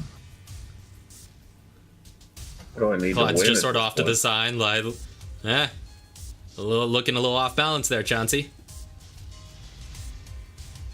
If I triple out right now, because wait, yeah. So I have 3 bullets left. If I triple out on the furthest one at 8, I wouldn't be able to beat him. No. 8, 16, 24. Yeah, that'd be only 48. How the hell do you get so many points? Oh, furthest target. Let's go. All right. That is a 14. All right. Another 8 points. That's like the only score you've been able to hit so far. Furthest target. Ooh. 16. Okay, that's a bit better. That'll get you 9 points. Is this your last shot, I do believe? Yeah, last shot. Yeah. Headshot. Middle target. Well, I'm wondering which one would end up having the most points. Would it be the middle target or the furthest target? Let's go far target headshot. All right. I can do that again? Yeah, you can do that. No. No. So as the targets are pulled back, you examine them with Clyde, and it's just like, yeah, only gets you up to 49. I'm afraid your bet's staying with the pot. There'll be another day. There'll be another day. Well, feel free to come back and challenge me again. Or don't. Makes no difference to me. Like I said, all the other guys around this place started up this whole thing.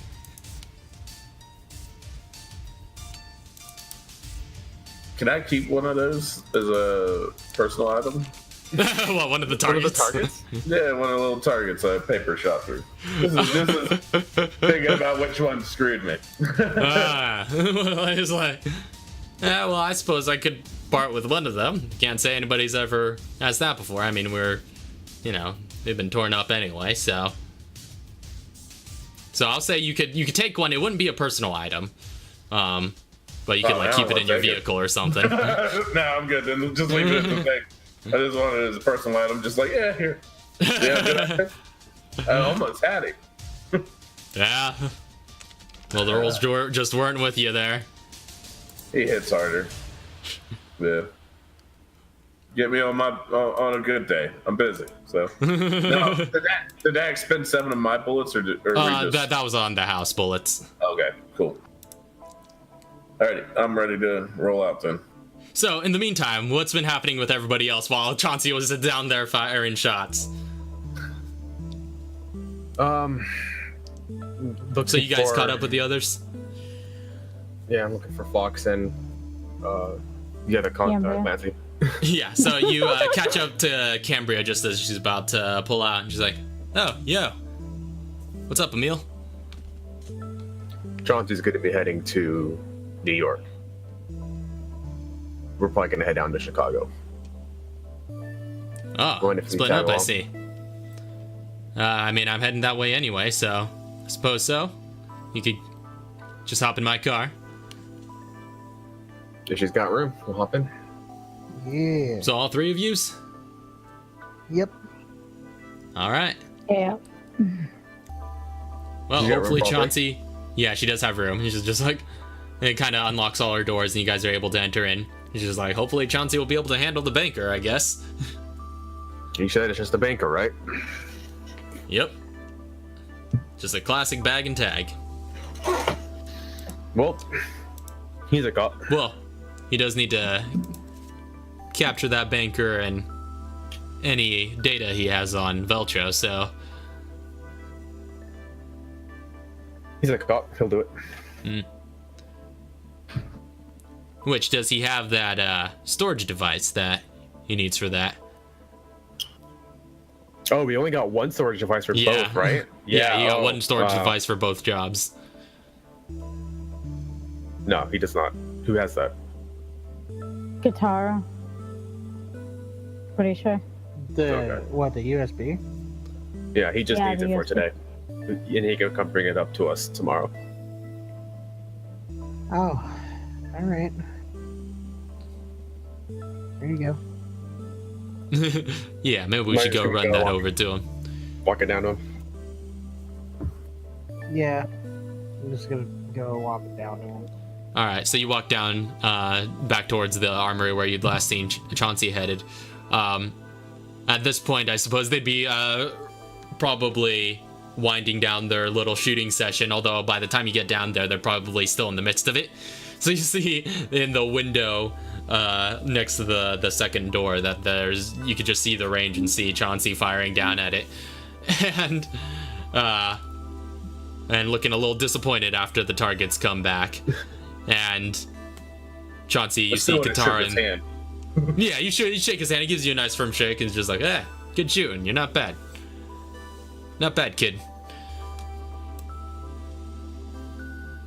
And he says, even though he's like in his late 20s and looks, possibly a couple years younger than you. But as you're heading out and you pass back into the armor, you see Katara waiting for you there. What's up?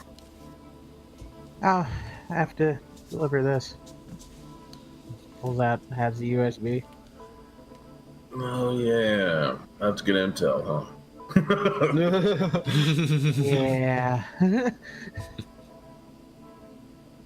I put it in my pocket. All right. So you take the storage device.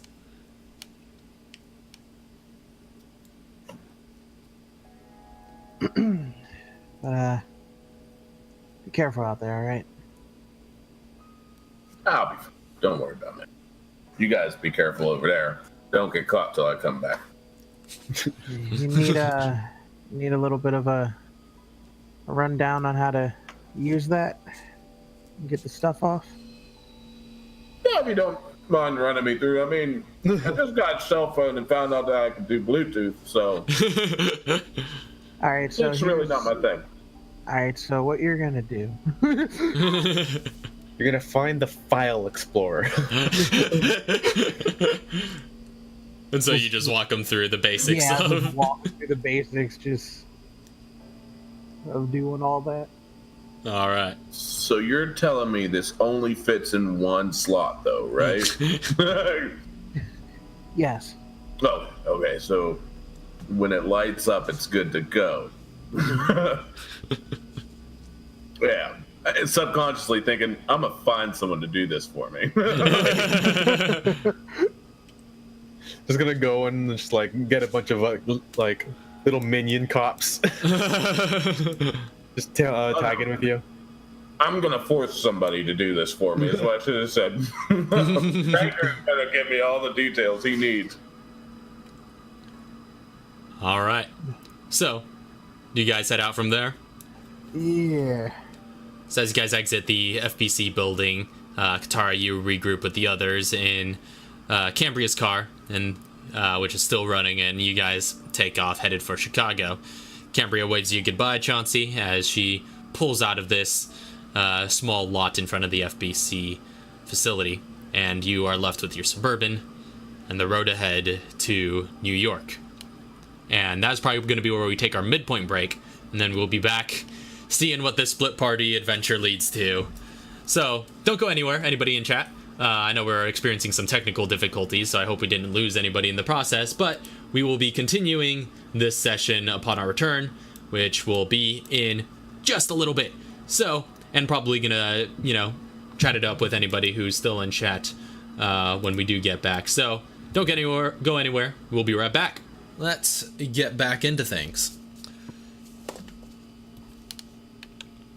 All right.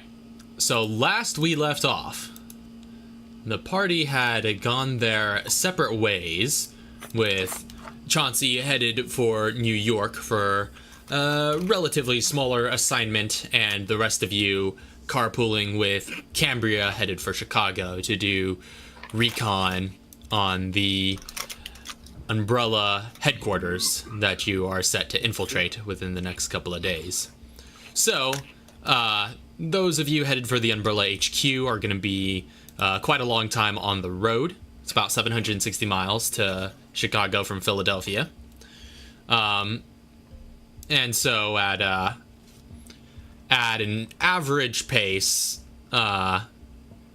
doing, 8 hours of travel every day, that'll be... It'll actually take you quite some time. Or I guess you'd probably be moving at an expedited pace just to get there However quickly. fast you're driving. Yeah, however Yeah, fast be on the highway, Cambria's. too. Yeah, Cambria's. She's going pretty fast. She got that Clancy blood, and so she'll. So. And you guys left about 5 p.m., 4:30ish. Yeah, that's true. Well, it's probably closer to 5, given the amount of conversation and dialogue that happened. But yeah, you guys can probably get like 4 hours of travel done the first day. And then you would probably have to stop at like a motel or something if you want to sleep overnight, or you could kind of push through the night if you want, but That's up to her. I'm not driving. you get fatigue. All right, so we'll say we'll Sleep in just the car. What? Sleep in the car. I'm not driving. Yeah. Archaic. God. Oh no.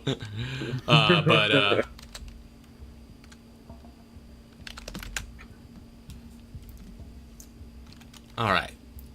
So I'm just trying to figure out some maths here. It's 760. 760. Yeah, it'd be about 11-hour drive. Yeah. That's going between. Yeah, 60 close to and it, 12 or so.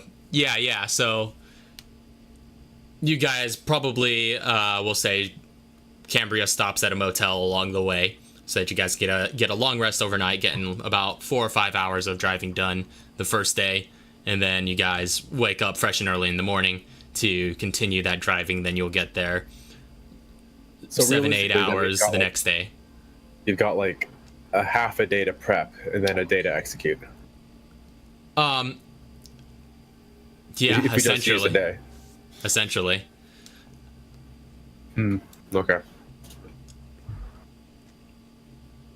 So that is what is going on with you guys, and we'll say as far as travel costs go, well, she'll probably pay for the rooms for the motels, but just for general sustenance, getting by, and food, drink, gas, and whatnot for the group of you, we'll put it at just about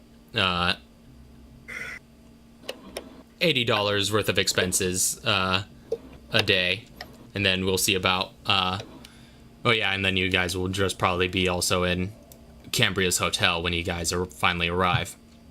So whoever wants to pay for the group's cost. Is it 80 for the total group? Yeah, for the total group. Say that's a lot of snacks for the road. Well, That's like $20 each for food. yeah, but also like helping with like gas costs and stuff. There's quite a few pit stops that need made. Everyone just want to take 20. So guitar. You'll take full or? I'll take full. That's pocket change. All right, so you guys eventually find your way back to Chicago as Cambria drives you. As for Chauncey, though, who went to a bit of a closer location before even the first day is up, you find your way over to New York. New York's only about 100 miles from Philly, and so you're able to get there within 2 hours or so. So, as you approach New York City, you run, first of all, into a toll booth. So I'll just, like, mark off $15 plus whatever travel expenses if you needed to make pit stops along the way. But that's not that long of a travel, so probably not. Just a pee break. What? Just a pee break. Yeah, just a pee Grab a break. Yeah, that's bottle of about water it. and that's it. Uh-huh. Or So- Slim Jims. Yeah, we'll say just mark off $20 in total for that and the toll. And Okay. so yeah, you get past the toll booth, and from there you continue onward with the sight of a mammoth tower of gray suspension bridge, or of a gray suspension bridge looming in the near distance overhead. And before you reach it, you descend into a tunnel, which is kind of lined in the corners with yellow and white lamps, which coat the brief area in artificial hues. You immediately exit the tunnel onto the massive suspension bridge whose tower you'd seen earlier. This is the George Washington Bridge, and the road you're on is covered overhead by a second deck where you know there to be more vehicles driving. And looking over the edge to one side, you can kind of see the waters of the Hudson River passing a great distance beneath.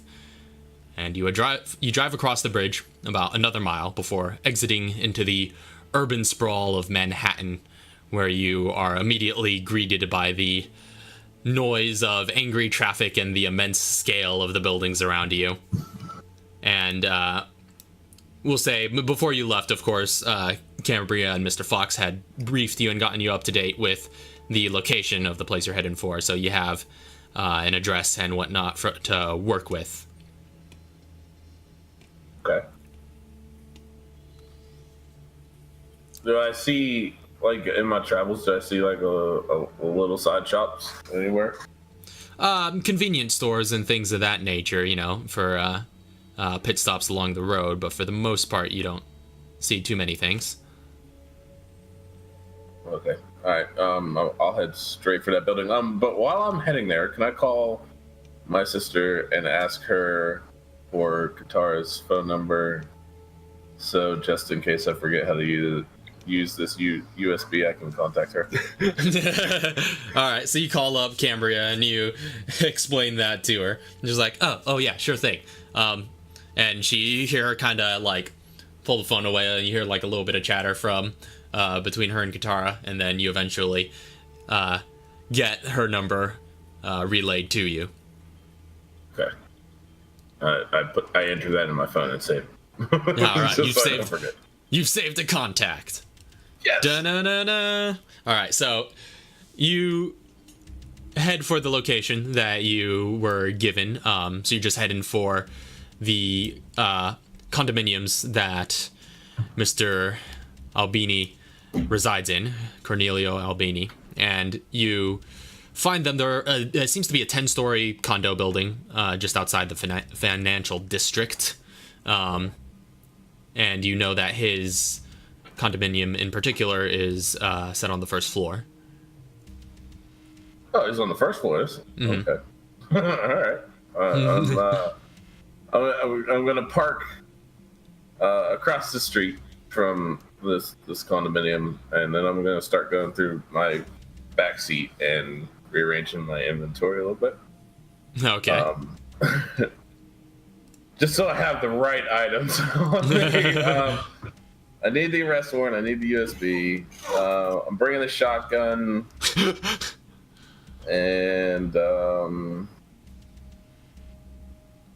going to wear my tactical gloves, bring my handgun, karambits.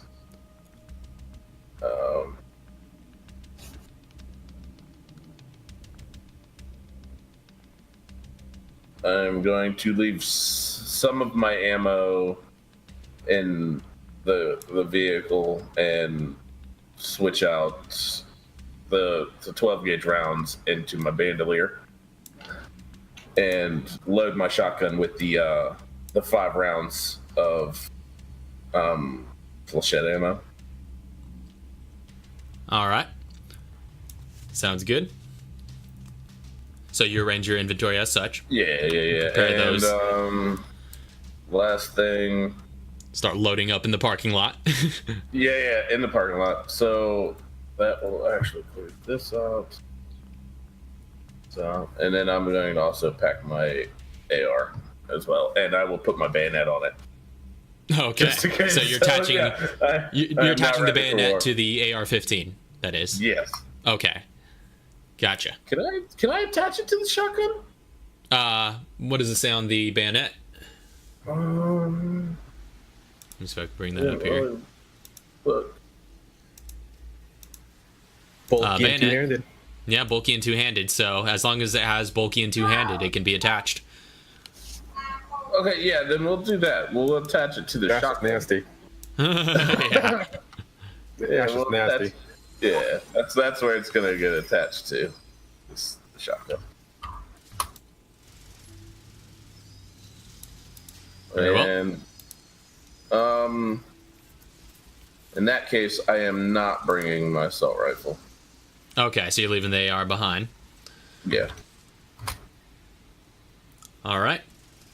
So you head into the condominium with shotgun strapped across your back. Are you fully armored right now, or? Oh yeah. So you walk into this place ready for war, and the doorman sees you come through, and he's just like, "Whoa, can I help you, sir?" I'm here to make an arrest. Oh, okay. I was really worried for a second there. I mean, can I see your credentials? That show them the arrest warrant. Like, All right. Yeah. And you would also have like an FBC, your ID as well. Yeah, your FBC badge and whatnot. I'll hold them both up, but like let him just take a glance at it, not really like investigate it. Yeah.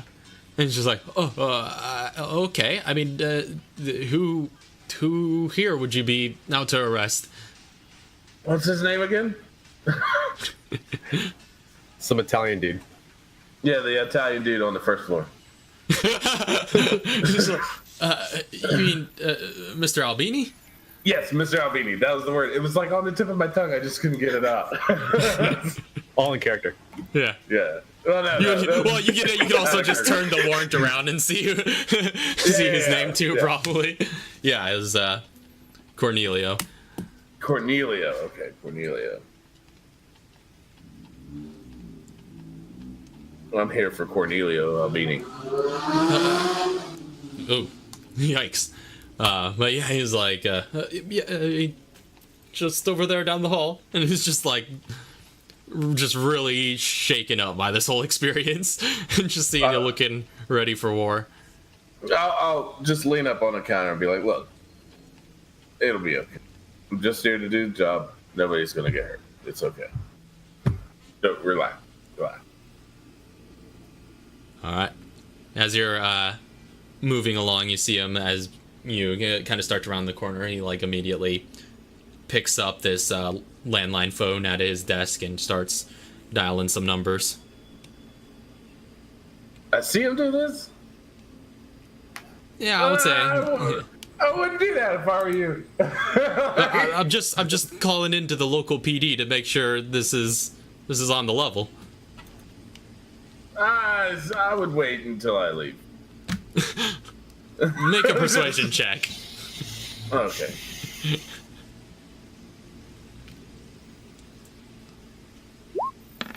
Nope. So he's like, sorry, sir, it's just protocol. I mean, if this is on the level, the NYPD should know about this, right? Okay. So I just don't want him to know about it. So let's just make a deal that I get to go and knock on his door before you get to call him. Okay, yeah, I'll wait till I hear you knock then, before I make the call.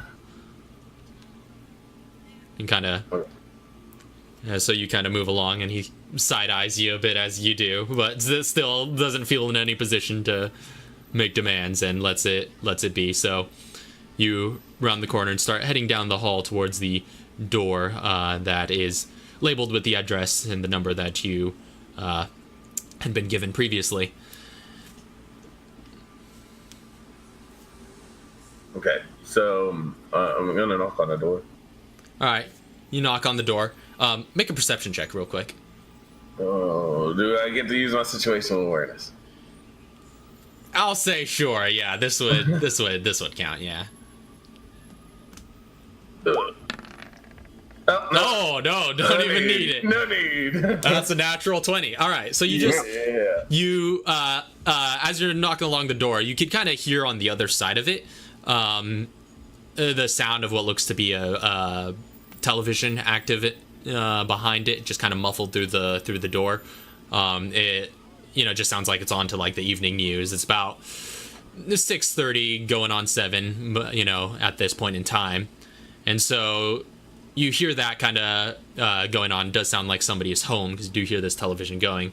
And because of your natural 20, I'll say you also hear some clattering around. It almost sounds like perhaps in like, from like a glass or silverware or something in what might be from the reverb, some sort of kitchen area. You hear a little faint bit of clattering, but you don't get any response from the door knocking. Like clattering like they dropped the glasses, or clattering like they're washing the dishes? Clattering like they might have dropped something or like set something down. I knock again. All right. You still don't yet receive any response. Touch out the handle? Well, for a moment. And then a moment passes by. You see like a little bit of a flicker in front of like the eyepiece for the door, and the door opens slightly ajar. It's got one of those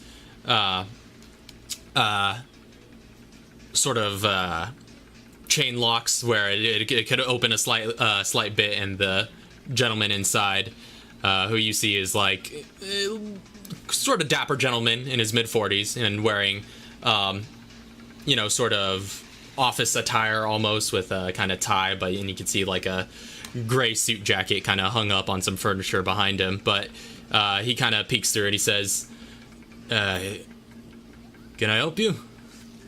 I'm here for Mr. Albini. Did I see like a photo of him before we left? Like in one of the case files? Like, would I know this is him? You would probably have seen a photo among the case files and be able to recognize him by sight. Okay. Do I recognize him as this guy? Yeah, this looks to be the guy. Okay. I'm here for Mr. Albini. And just speak. And he kind of looks up and down you, now being able to get a bit better of a view, and he's just like, "Is something wrong?"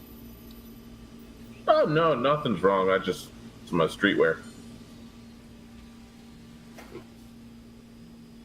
And he kind of, he's just like, "Yes, give me a moment," and he closes the door. Do I hear him like starting to unlock it, or do I hear him like walk away? Well, he closes the door. You don't hear any sort of rustling of locks or anything like that. And then a moment goes by. Another moment goes by. And still just silence. I kicked the door open. All right, make a strength check. I would have done it at moment number 3. So. Oh, strength check -3. 13.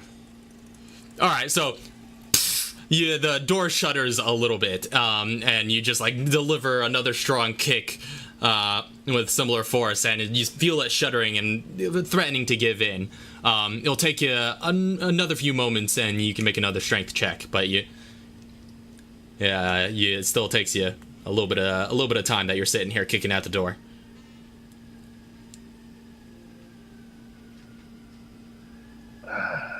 Do I hear any other noises now that I've kicked the door? You don't hear any other noises, no. Okay, let me know when I'm allowed to make another check. Yeah, go ahead and make another check. Just in-game time. A little bit of in-game time passes before this check happens. Cool. All right.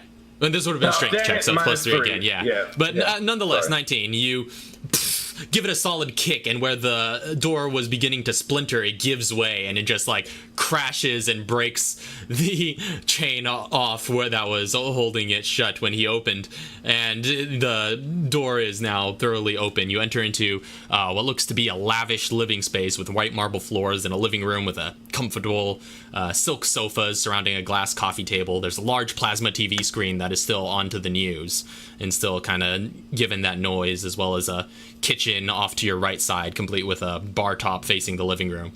And then left of the entrance is a long hallway.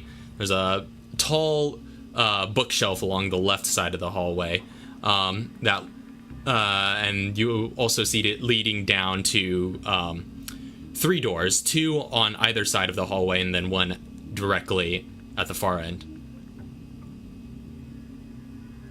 All of them seem to be closed.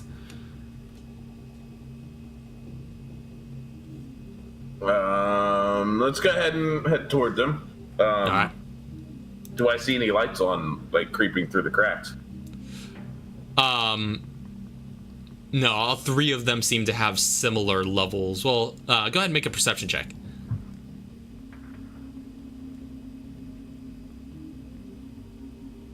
Yeah, okay. All right, 22. Should I roll out the situation where it is? Is that good? It's good. That'll do. You, with a very careful discerning eye, you do see that there's a faint shimmering below the seams of the door that's directly down the hall. The other 2 doors just seem to be straight dark, but this one has a faint shimmering. It doesn't look like there's full-on light on in that room, but there is a source of light in there. So as I'm walking toward that door with the faint light on, can I jiggle the handles and see if the other 2 doors open?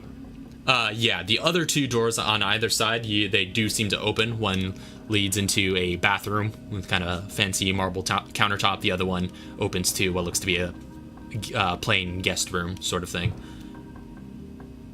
Both of which are empty at first glance, although it's dark in there, and the sun's down at this time, so... Okay, I flick on the light. I see a light switch, just kick them both on, just turn them on. Okay, you flick on the light switches, and yeah, these two rooms are definitely empty. They're not very large spaces. Okay, I'm gonna proceed down the hall to the last door then. Okay, so you approach that last door. I knock on the door. You knock on the door, and you hear like a sort of like heavy breath, just like, and then a bunch of like clattering, and then a little bit more movement.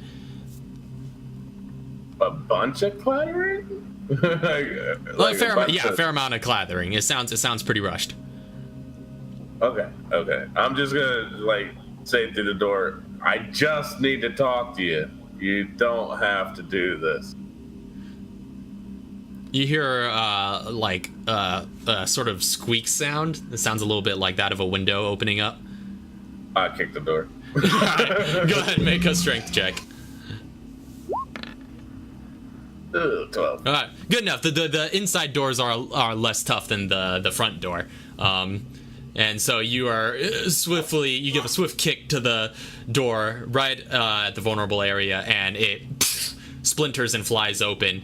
And as you enter the room, you see what looks to be a master bedroom, and the interior is pretty much all dark save for the dull blue glow of a computer monitor that is left online. And what dim light that provides lets you see across the room a king-sized bed left messy and in disarray, and then behind it looms a large yellow flag draped over the wall, and the flag depicts in black a hound standing on two legs facing an upright musket with a bayonet, and the words Il Veltro kind of displayed in curved letters across the bottom. And yeah, you see this computer monitor is off to the opposite side of the bed, and you see even further past that the gentleman you'd seen previously just turns around and sees you and just like kicks the screen off of the window and dives out into the alleyway just on the other side. I'm gonna pursue. You're gonna pursue. As you pass the computer, you would also notice that there is some sort of progress bar on the computer that seems to be in the process of deleting files. I'm gonna just grab the power cord as I'm pursuing and unplug it. Okay, so you yank that as you give chase, just in the interest of time. The computer monitor shuts off, and then you keep going, keeping your momentum. So you're giving chase? Did I unplug the computer monitor or the computer? Or is it all the same? Well, I mean, it's up to you. What are you doing? I'm unplugging the computer. The actual Oh, power. You unplug the computer, but the monitor goes blank when you do. Okay, I just want to make sure I didn't just unplug the screen. You would know well enough, even if Chauncey wasn't able to tell, you just freaking smash the button on the power surge protector and just shut it all down. So, you're keeping going? Yeah, I'm chasing down. All right, so you give chase. You see... Let me just intensify the music a little bit. Super intense. You pursue him out. You hop out the window, and you are kind of out now. And the sun is setting at this point. It's a little bit darker outside. Lots of street lights abounding. But you exit out to some sort of back alleyway. And you see Cornelio is running along the alley, kind of looking over his shoulder, sees you, and he keeps running to get a good distance, and then jumps and grabs the bottom rung of a fire escape on the next building and starts climbing. Oh no, you super robot at the moment. I heard fire escape, and that was it. Oh no, are we having connectivity issues again? right when it got intense. But yeah, if he grabbed the rung and trying to get up the fire escape, I'm gonna try to catch him before he can go up, pull him down. All right. Well, we'll say if you're giving chase, this is going to be a skill challenge. So, Okay. using your proficient skills, what are you going to try and do here to give chase? Athletics. All right. So you're going to try and so by the time you catch up to him, he's already kind of up the first the flight of the ladder and up onto the fire escape platform. But yeah, you can use athletics to kind of jump and try and reach for that ladder. As I'm chasing him down, can I scream and have my gun and knife drawn and use intimidate first? Okay. So what are you screaming? Now I'm gonna arrest you. Get the hell back here. Go ahead and make an intimidation check. Okay.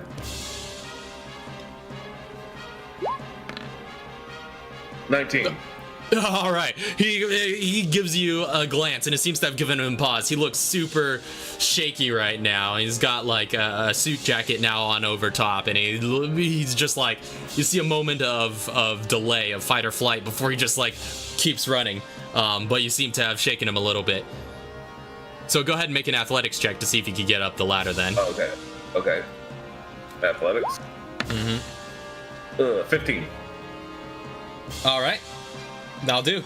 So you jump up, and it's a little bit difficult with the weight of your armor, but you eventually manage to get one arm up and grab onto the bottommost rung, and then another arm, and then another arm, and eventually just pulling yourself up enough to get your legs into it and pushing yourself up from those rungs. But he seems to be gaining quite a bit of a distance above you as you are climbing up. But yeah, you get onto that fire escape, and you just keep chasing. Yeah, can I use my perception to see if I see a faster way to catch up to him? Sure. Go ahead and make a perception check. And actually, I think your advantage would apply to this for situational awareness, wouldn't it? For like Sweet. entrances and exits kind of thing. Yeah, hidden entrances or exits. Yeah. 18. All right. So as you get up onto the first platform of this fire escape, you hear the clunk clunk clunk as heavy footfalls on the platforms above you as he's going round and round, going up these the steps of this fire escape. And you're like, oh man, that just looks cumbersome. You look around and you see, well, I mean, first of all, the building that this fire escape is attached to, the platform that you're currently on, there's a window that leads into some sort of residential hallway right where you're at, and you do see central sort of stairwell that looks to keep on going on the inside, and so you take a gamble, and figuring that might lead you to the rooftop ahead of him. You go ahead and well, you could swing the window open or crash through it, however you want to do it, but you get into this building and start heading up the stairwell.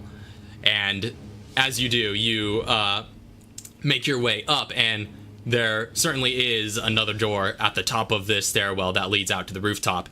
You exit out that door, and you exit out just in time to see him run by you, and you're pretty close to him now, but he is still booking it.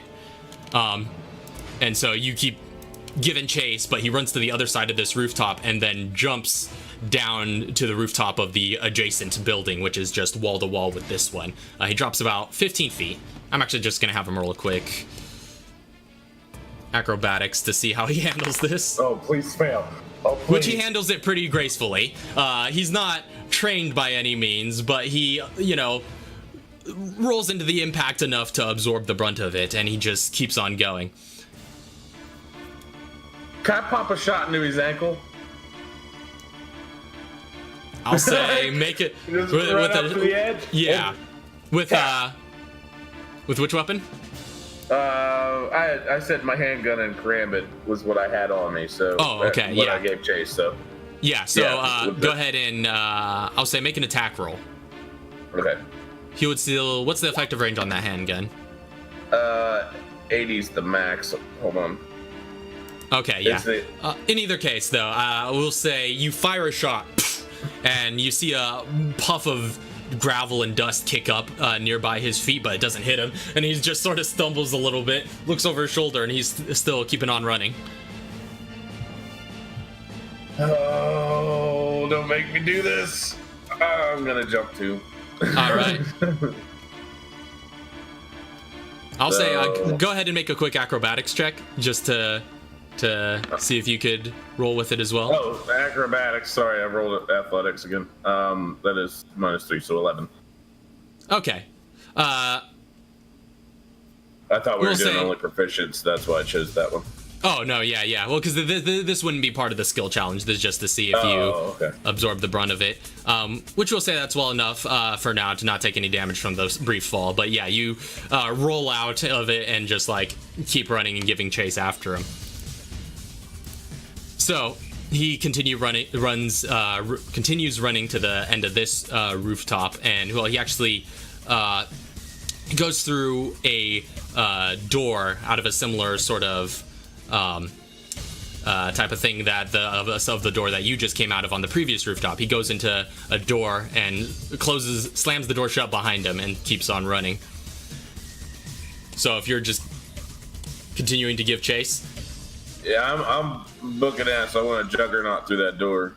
Okay, go ahead and I'll say make an athletics check, and but the actually roll this DC, one. yeah, the DC will be slightly higher for using the same skill twice, but I'll allow it. Yeah. I don't want to intimidate the door. That is a 20. All right, so you just juggernaut through the door. It's not a very sturdy door, and it's clearly meant for like utility people coming through. It doesn't see a lot of use, and it goes with the brunt of your shoulder check, and you now enter into what looks to be a spiral staircase type of stairwell heading down.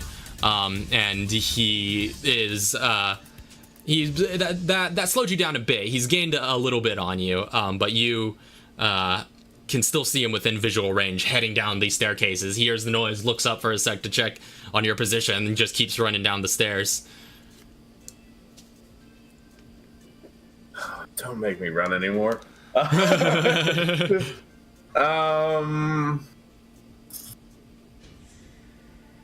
guess the only thing else I got is survival.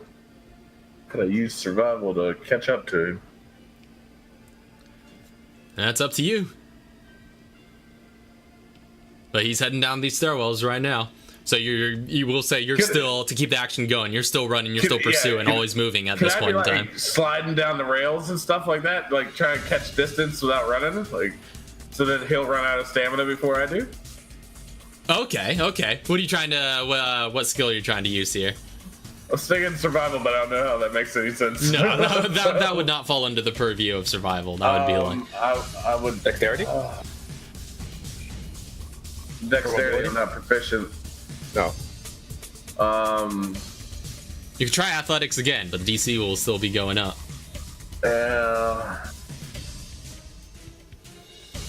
Is there like a fire, like a, like it's no. Yeah, I have to do athletics again. All right, so go ahead and make another athletics check. 24. Oh, which luckily for you are moving smoothly right now, and you just slide down the rails as you're coming along, gaining a little bit of distance on him, and he just like his gait is looking to be slowing. He is not in the best of shape, it seems, and he is just getting tired out. He's looking behind him, seeing you catching up and gaining on him, and he is just running down the bottom, down to the bottom of this stairwell. He arrives at the ground level and kind of. You descend into this warehouse-looking area with numerous tall boxes and crates scattered about, and and just as you get to the bottom of your slide, you stumble a bit, and by the time you take a look around, you seem to have lost him visually. But there is just like a lot of just boxes and crates just all over this warehouse. It looks like a pretty busy place, and he seems to be, for the moment, hiding among them. I'm going to investigate. Okay. Can I use investigate to see if I can see which direction he went? Yeah, so just do like a search. Yeah. All right, go ahead and make an investigation check. Oh, fine. Oh no. All right. Unfortunately, you take a look around and you just like start peering around corners and around boxes looking for any sign of where he might have gone. And then you just like hear like some rushed footsteps behind you. And by the time you turn around, you see a door swing open and a figure exit to the outside. He seems to have gained a little bit of distance on you from that, and he's out of the building. Gonna pursue him again. All right, you're pursuing. You start running. You just like ram through that door, and you are now out onto the streets. You look to be on some sort of sidewalk on a area that at this time of day isn't too crowded, but there's still a little bit of thoroughfare coming through. And you see him running ahead of you along the sidewalk, heading headlong into a small crowd of people who look to just be exiting a nightclub like a block down. And he sort of like runs in and just sort of disappears among them, trying to lose you behind him. I pop a shot in the air. All right, so you fire your shot. I'll say make an intimidation check. That's what I was gonna say. I also yell, "Everybody down!" Oh no, I'm a cop. Everybody freeze! Everybody get out! Yeah, go ahead, intimidation. Everybody's got a gun. Oh, 9. All right, you fire that shot, and unfortunately, the patrons ahead of you look so disorderly and drunken coming out of that nightclub that they just like. They obviously they panic just like instinctually, but they don't get down. They just sort of just like look bewildered and sort of scatter in different directions, running into each other. It hasn't really cleared the way much, but you continue giving chase even after that, and you see the gentleman continue to run ahead along the sidewalk, and he is just like now curving off into the streets, trying to wave down taxi cab. I run into the streets. Waving my gun, and how far away from me is he? I'll say about probably a good 30 to 50 feet ahead of you. I'm going to go ahead and I'm going to shoot him again. And all right. Can I?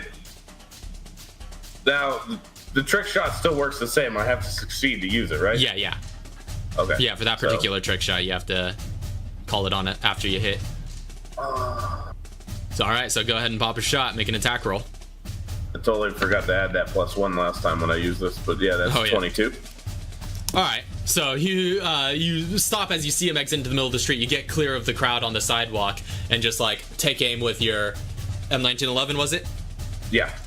All right, you take aim with your M1911 handgun and just line up a shot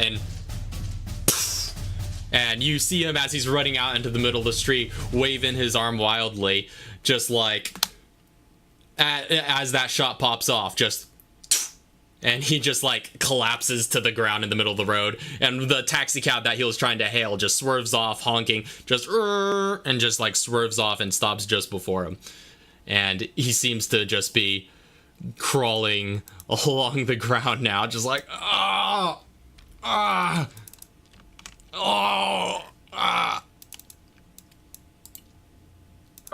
just keep running up to him and be like, I didn't want you to run. And I'm gonna like grab him by the head and I'm gonna throw the rest war right in his face. Be like, you're under arrest. And then, do I have some way of handcuffing him, by the way? Or anything like that? Do you? No. No, I don't. He's just like, Dang. You can't do this. I got rights. You ain't got nothing. You'll get rights whenever you get to see a judge.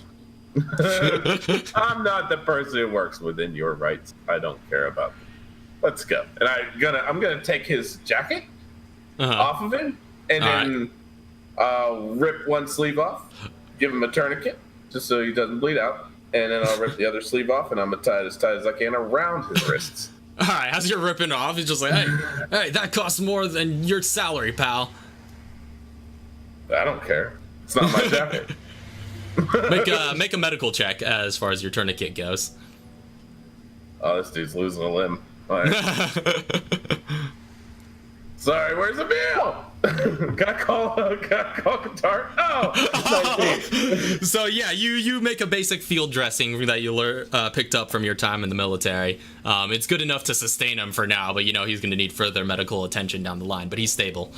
So you make a makeshift tourniquet, get some closure on the wound, and use the rest of the fancy suit jacket cloth to restrain his arms. So he seems to be at your mercy now. And the taxi driver's just coming out of the vehicle, just like, oh, whoa, what's going on here? no, I'm putting him under arrest. That show him the arrest warrant. I got this.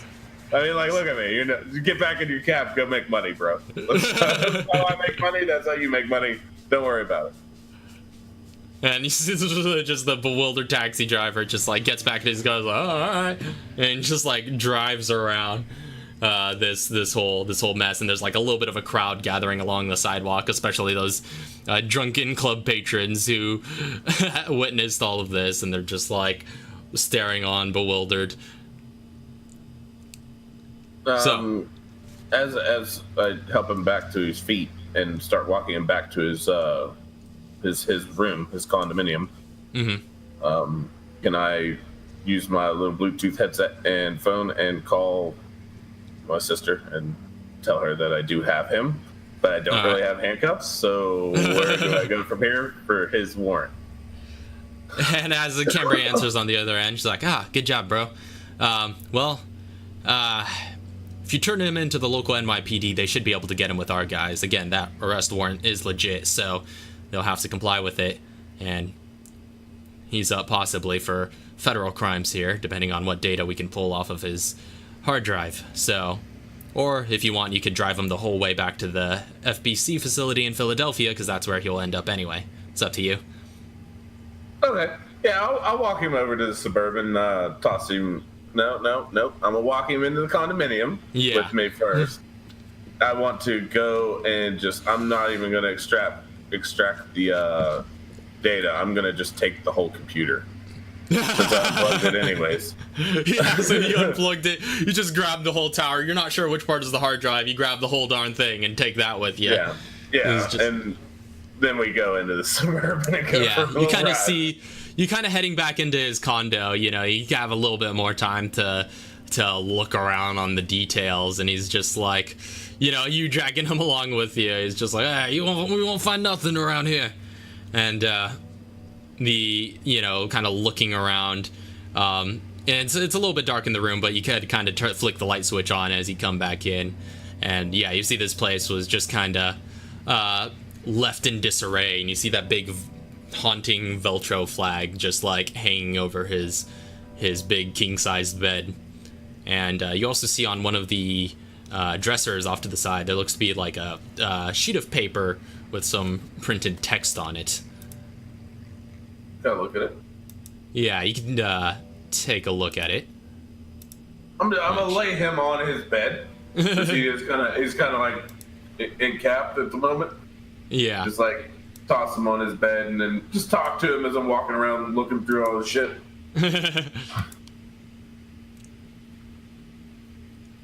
But yeah, it just looks to be like some sort of excerpt. Which, by the way, I was going to mention this to you guys beforehand, but at any given time as we get documents, I know they're not too easy to see for the stream, so always feel free to read them aloud if you care.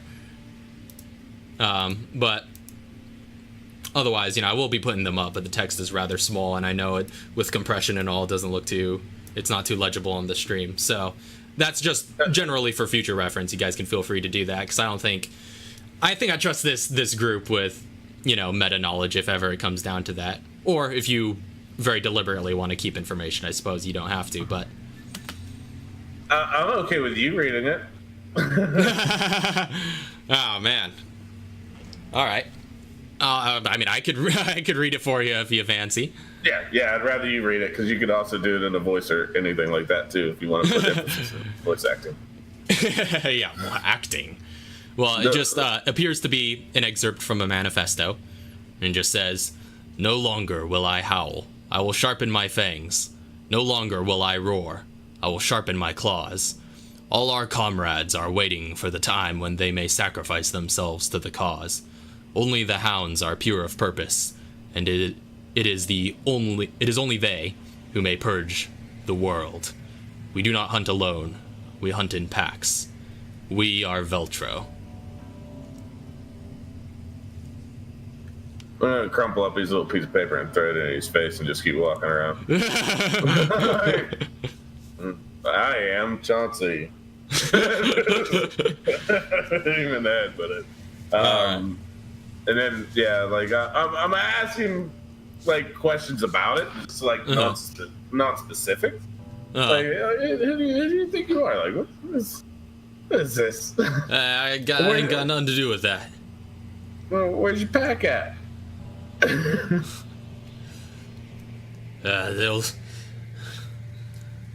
They'll be coming one day. Yeah, one day. Like, just like slowly, like just like almost like cutting them deeper without actually cutting them. Like trying to hurt just bad. like verbally abusing him like you learned to do as a cop. As you gather up his stuff and grab his whole computer case and just escort him out to your vehicle. So you could bag him and tag him and throw the CPU into the trunk. So where are you heading from here? At this point, night has kind of fully fallen, and you're kind of looking at the night New York sky above you. FBC. So you're heading back to Chicago. So it's another 2-hour drive, but he seems complacent given his woundedness, and doesn't give you any trouble along the way. So another 2 hours later, it's about 9 p.m. by the time you arrive back at the FBC facility in Philadelphia, and you are able to drop him off in their hands, and they take him into custody, and they're like, well, the secretary that kind of greets you at the front of the building is like, well, good job on that. Wow, that's a big find. And you also just slammed the CPU just down on a desk too, and they're just about like, a big find. I found the whole thing. I didn't even need this little thing. I'm sure like the USB. Yeah. Found everything. Parker just like also meets you in the bullpen as this is going on, and he's just like, "Oh, good work, Mr. Glancy. We'll be sure to be combing through this data for what we can find out about Veltro, and of course, interrogating your new friend here. Somebody get him some medical attention. He's bleeding all over the carpet." Yeah, he hurt himself. Well, good work then. I have other places to be, so I'm gonna go ahead and go take care of that. But also, he said that I read a piece of paper that says they hunt packs, and he says they'll be coming to help him out some other day. So just keep your eyes open. Well, we'll keep that in mind. These Veltro types, they seem to be quite a little bit more on the fanatical end, if you understand what I mean. Yep, I get it. I hunt alone. They hunt in packs. See who got the job done. All right, so you head back out to your Suburban then after making that drop off, and start making your way to Chicago. So are you gonna drive all through the night, or? How long will it take me to get there? And will it cause me to be exhausted? Oh yeah, that's fine. Yeah, if I can meet up with them time wise, I'll drive all through the night and I'll sleep while they're still trying to look at things. Oh yeah, that's true. Yeah, so you could drive all through the night. Yeah, you will get fatigue for it, since tireless, the function has been changed. But it can be done. And we'll say just go ahead and mark off like just some 20 odd bucks in travel expenses for yourself. Okay. And but yeah, you do manage to catch up, road tripping it through the night, the sun coming up about 3/4 of the way through your trip, and eventually finding your way to back to Chicago. And I suppose you would have to put in a call to Cambria to figure out where she is staying. And let me just find that real quick as I flip through my notes. Hold, please.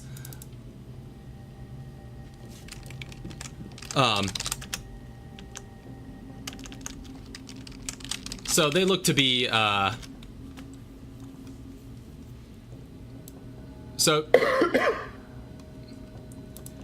she looks to be, burning that, that NSA budget, and just, and given the size of the group that she's, sharing space with, just went ahead and got a decent sized room at the Hilton. And so you would have her room number and know where to meet her there. As for the rest of you, you would have been with her in this process. And again, you would have...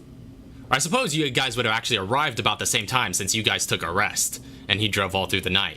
So you guys would actually be able to reconvene at a time of your choosing. Yeah, like I would have caught up with him instead of because you drove through the night, so you guys would have been arriving at the city at roughly similar times. You might even get there before them. Yeah, you would get there before them, since they slept through that night. So,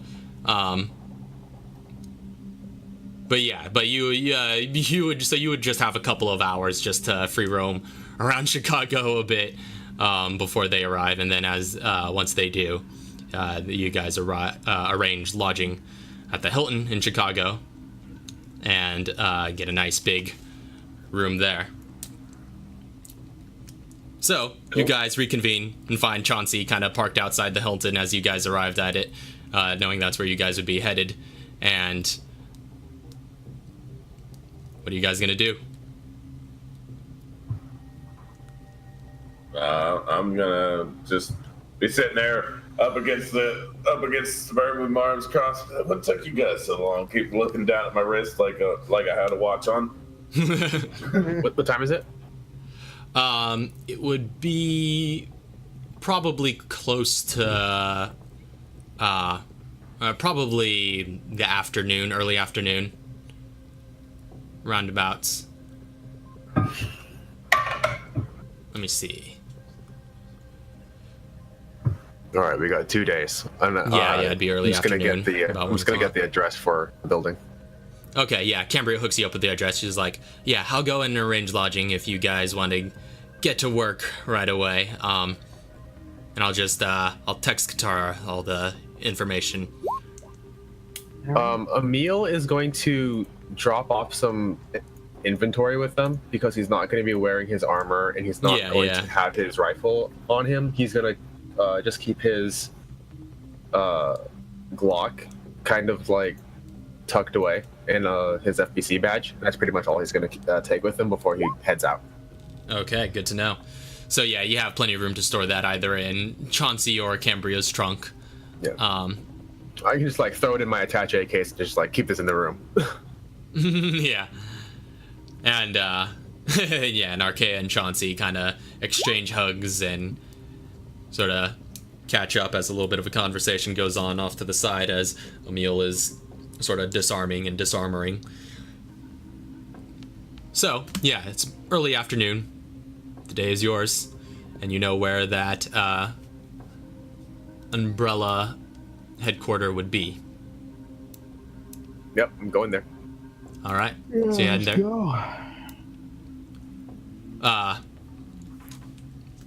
So the question is, who's driving? How far away is it? From where you're at, let's see, because it would be, yeah, actually in a different district, so it would be a good distance. So it would be conducive to needing a vehicle for travel. If I could find it. All right. Ask Chauncey if we can use his car. If not, well, actually, it's close. Actually, it's not as far as I thought it was, but it is. Yeah. So it might be conceivable to walk, but it would definitely be a time saver. Yeah, you can borrow my vehicle. Yeah. All right. So you take off in Chauncey's Suburban. Who else coming with me? Well, Tara.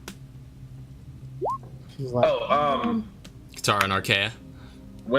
Before they leave, I'm gonna give Katara the USB. Mm-hmm. Say I didn't really understand how to use it, so I just gave him the whole computer. I mean, that works too. And I'm going to take all my stuff out of the Suburban and bring it upstairs with me. All right, good to know. Like all your gear.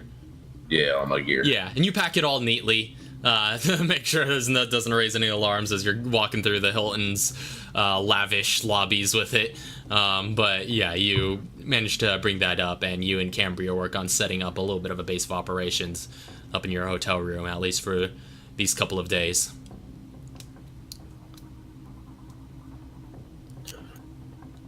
So, as for the rest of you, Head over to the building. Yep. all right. So you guys, given the Actually, Yeah. before we leave, Mr. Fox was there with us when we arrived. he did not seem to be because he was traveling separately. But you would have seen like Cambria kind of on the horn with him coordinating. Yeah. So as you while, guys like, are parting ways. Yeah, just real quick, just like while she's talking to them, just a real quick ETA on our clearances. And she asks about that, and she gets back to you just like, yeah, we should have it before the night's up, so. Perfect. We'll be back. All right. So, Emil's driving the Suburban, and you guys head over to the heart of central Chicago, which place you find the Loop, which is the sort of corporate hub whose buildings form the iconic downtown skyline. And not long after you enter this district, you're met with the bustle of suits crossing the streets and exiting cabs with a hurried gait in their step. And as you travel beneath the colossal monuments to humanity that are the Loop's skyscrapers, you come across one that kind of stands apart from the rest. It's isolated to a block in which there are no buildings that can compete with its height, and it is a 30-story high-rise towering out of the ground. Attached near the top of this sort of glass and steel prism is the red and white umbrella logo, displayed proudly in the grandest size that you've ever seen. And behind the building, much of the block is also fenced off. There looks to be like some sort of clearing there, ending at a warehouse that also seems to be part of the property. So, welcome to the headquarters of Umbrella USA.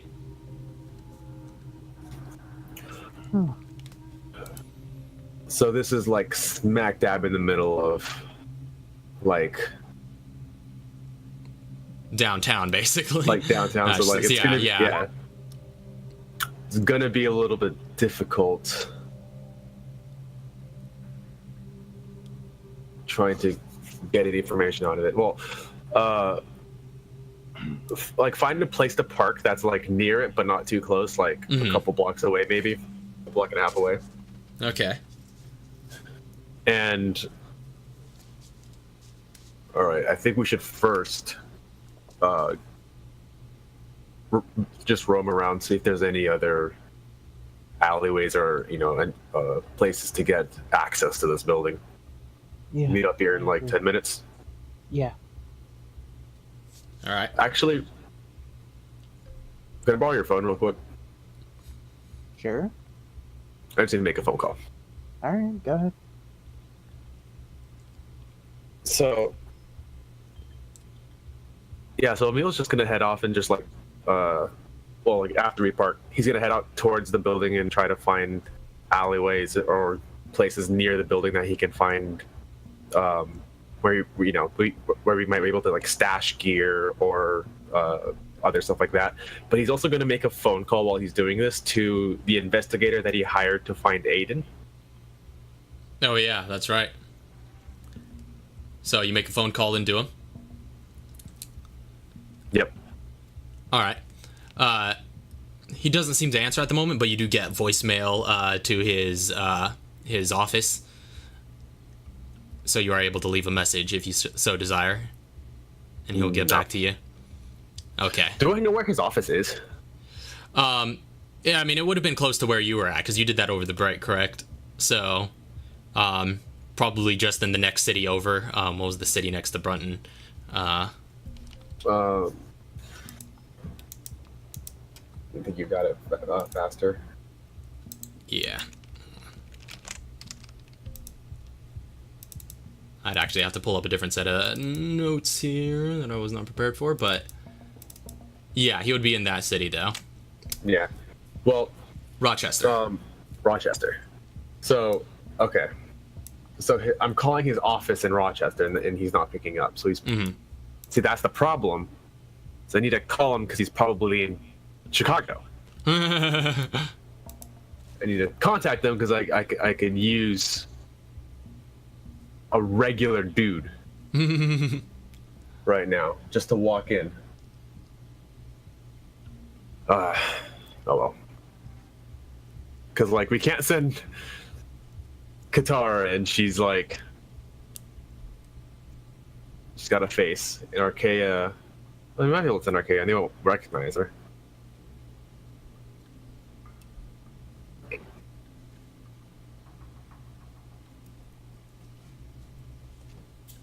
Well, anyways, still just heading around any back alleys, trying to find places, good places go to ahead stash and equipment, trying to find entrances and basically like service doors and stuff like that. All right. Go ahead and make an investigation check.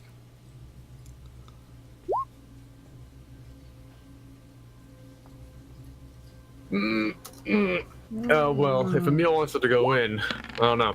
We'll have to see how that goes. That is 17. All right, 17. You take a look around. There's quite a few just nondescript alleyways, just sort of in the general vicinity. Given the blocks and stuff around this area, lots of places between skyscrapers and those away from major buildings, even that provide little cubby holes that don't seem to get a lot of thoroughfare that you could hide stuff in if need be. I would say with that roll, probably the closest one you could find is like 2 blocks away or so. But 2 blocks away. Need something closer so we can just. Or at least one. Yeah, or at least one that's like meets all the requirements that you look for. You could find one closer, but they're just like a little busier, or a little riskier. That's fine because we're going to be doing this ideally at night, so it'll be okay. Pretty much if it's at night, you don't think you'd have to worry about too much I'm assuming in we're any doing, given alley. Yeah, I assume we're going to be doing this at around nighttime, but Emil probably won't go in because he has a 6 charisma, and if he talks to a guard, he's going to be like, "Yo, so what's this place like? What's like what? Can I get your blueprint?" So yeah, like to see if he can walk in and be like, "Oh, hey, there's talking happening."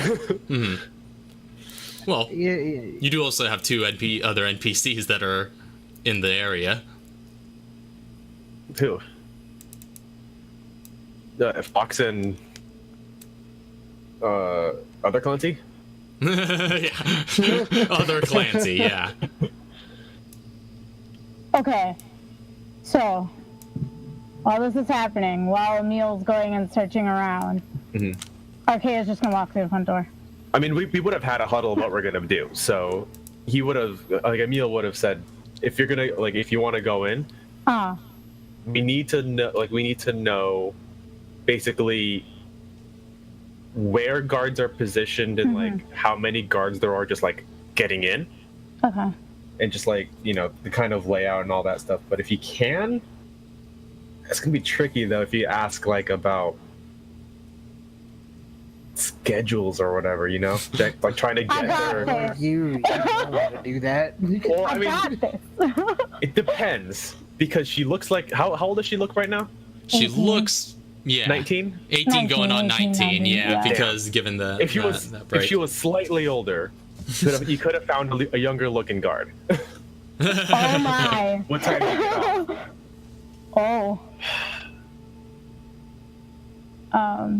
But with that in mind, she will go and she will walk in. Okay. Yeah. So you kind of enter through the glass double doors at the front, and you enter into a tall lobby with just squeaky, clean white marble floors and sort of glass outer walls that let in plenty of natural light. And actually, I guess I should clarify, there are like these big floor-to-ceiling glass walls at the bottommost floor. You guys can just like look inside to the main lobby pretty easily. Lovely. But Okay, so maybe just do like a pass as well. yeah, Whilst you're going in. I'll say you guys can kind of do a pass, among the, the people walking by on the sidewalk. But it's this big open lobby, all this natural light coming in through the big floor-to-ceiling glass windows. And sort of behind the front desk, there's the words Umbrella Corporation in metal lettering along the wall in a sans serif font. And just there looks to be a blonde woman with glasses and dark business attire and a pen going through her hair bun, just, beautiful. behind the front desk, keeping the fort down. And you do see in this lobby, there doesn't seem to be a lot in the way of guards. You see, like, the lobby only goes in so far before narrowing down into a hallway. And at the base of that hallway is a metal detector that sort of gates it, that you would have to get by in order to go any further. And there's just two security guards stationed at that metal detector. Okay. She's gonna walk up to the blonde woman behind the desk. Yeah, and she notices you, as you enter, and she's just like, yes, can I help you? I gotta talk to you, a job around here. Oh, a job. You're interested in applying for the Umbrella Corporation? Yeah. Oh, well, first off, make a deception check. Okay. Charisma's my thing. Finally get to use, like, stuff. Good for you, terrible for me. Ooh, not too bad. 15. Okay. She seems pretty disarmed by your innocence and just like, and starts flipping through some pages like, well, I could put you in touch with Human Resources Department. We will be taking on some new hires soon, but it depends on how things go. But I'll tell you what. And she kind of flips around, kind of starts looking around a few more things, and she grabs a hold of this card, and she's like, actually, we have a business card for our HR manager that could get you in touch with him. I would say, if you want, you could put a call in there, and we could see about what we can do about getting you started on the application process. What sort of role are you looking to be applying for? Security would be okay. Oh, security. Yeah. Oh. Well, I can't guarantee we'll be having any openings in that department anytime soon, but we'll see. We'll see what we could do about someone of that background. All right. Cool. So I will definitely call the HR manager and put in my word, I guess. All right, very well. And if you go to the Umbrella Corporation website, you should be able to get some information as well about applications. I believe they're getting an online application form up and running, but I don't know what the status of that is at the moment. All right. Anyway, you have a phone I could use. I don't have a cell phone, and I don't live around here, so I'm looking to move to the area. I see.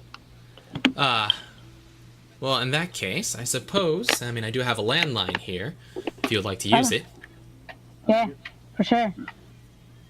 And she just sort of sets it up on the counter, and it is available to call. She picks it Although, up. She. if you could make it as brief as possible, as I will be needing that for my work. Of course. She picks it up. She dials the number, whatever number she gave her, and right. she waits. Okay, the line rings for a bit. And eventually, you hear a click on the other end, and there's sort of like this gentleman's voice comes through the other side. And he's like, "Yes, John Grider, HR Department, Umbrella Corporation, and the Chicago HQ. How can I help you?" Well, I'm looking to apply for a position at Umbrella, and I was told to call you. Oh, a position. Well, in that case, well, we may possibly be taking on some new hires soon. There's definitely always more room for office workers in the main building these days, and things of that nature. We've had some change-ups in some other parts of our staff as of late, so we're in a little bit of a transitional period. I see. We will... do you have any sort of fax machine or anything of that nature which I could send? I'm currently calling from your lobby because I'm moving here and I'm trying to get settled and everything, so... Ah, I see. Well, in that case, I'll tell you what. If you have an email, I could send you something through there, or a mailing address. We could send an application, or anything of that nature. Any possible way I could pick it up? Well, I suppose. Yeah, you said you're calling from the lobby of the building. Yeah. There's definitely a lot of printers up top that can that we could probably get one of the office workers to print out from and just run that down to you. Okay, that'd be great. All right, so stay put, please. I'll Yes, of course. get on the line for that. And you kind of get put on hold. A few minutes pass, and eventually he gets back on to tell you that it has been done, and somebody will be coming down with an application shortly. If you wait a few more minutes, you would see sort of down the hall past the metal detectors, an elevator door opens up, and an office worker comes out in like a with a button-up shirt and a tie, and hands the small packet of sheets of paper over to one of the security guards, who then comes across and says, "I believe this is for you, miss." Application? Yes. That's me. She takes it from him. Says, "Thank you, sir." No problem. And kind of returns to his post. Is it just like, what is he wearing? Like, how do I ask that? Like armor, or like? Or not armored per se. At least not in like the sense that you've seen with like standard USS security. Okay. This is just like not necessarily like mall cop status, but just like guarding the lobby level of USS. Yeah. Like he's just in like a Right. sort of black uniform, Okay. but not heavily armed or armored. Good to know. Good to know. You see, he has All kind of right. like baton at his side and stuff like that. And as she goes to take the thing, she's like, "I got one of those." And she looks good at on his you. baton.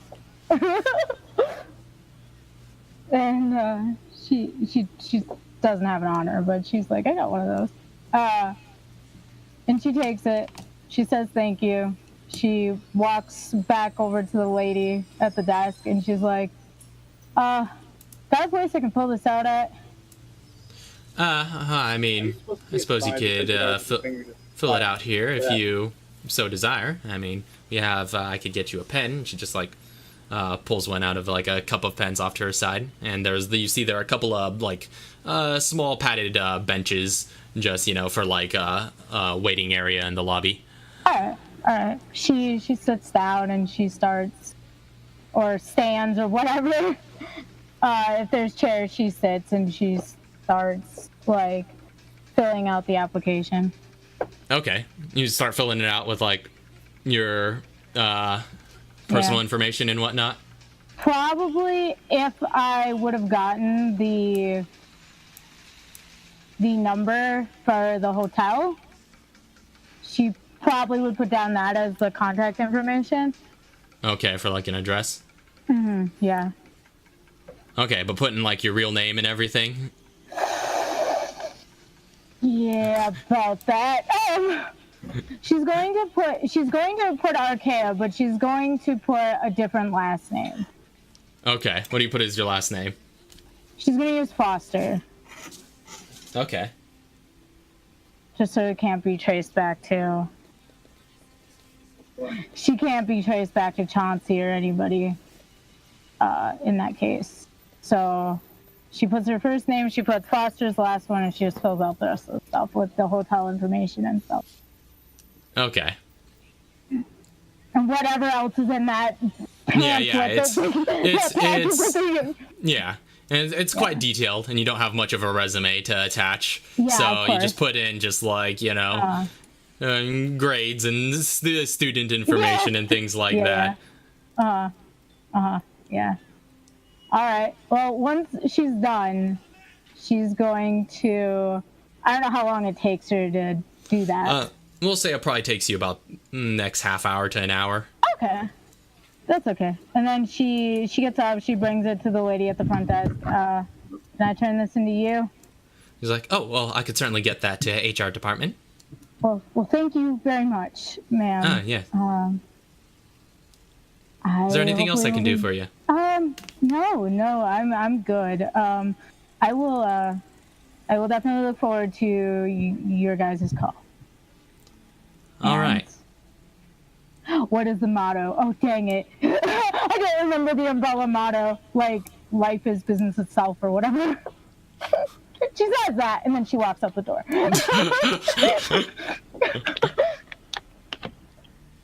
All right, so you guys see Archaea exiting out from the front lobby. I think it's our business. At this point, Emil has walked around the building like 10 times. Okay, Yeah. Archaea finds Emil immediately. Like, she's looking diligently for Emil.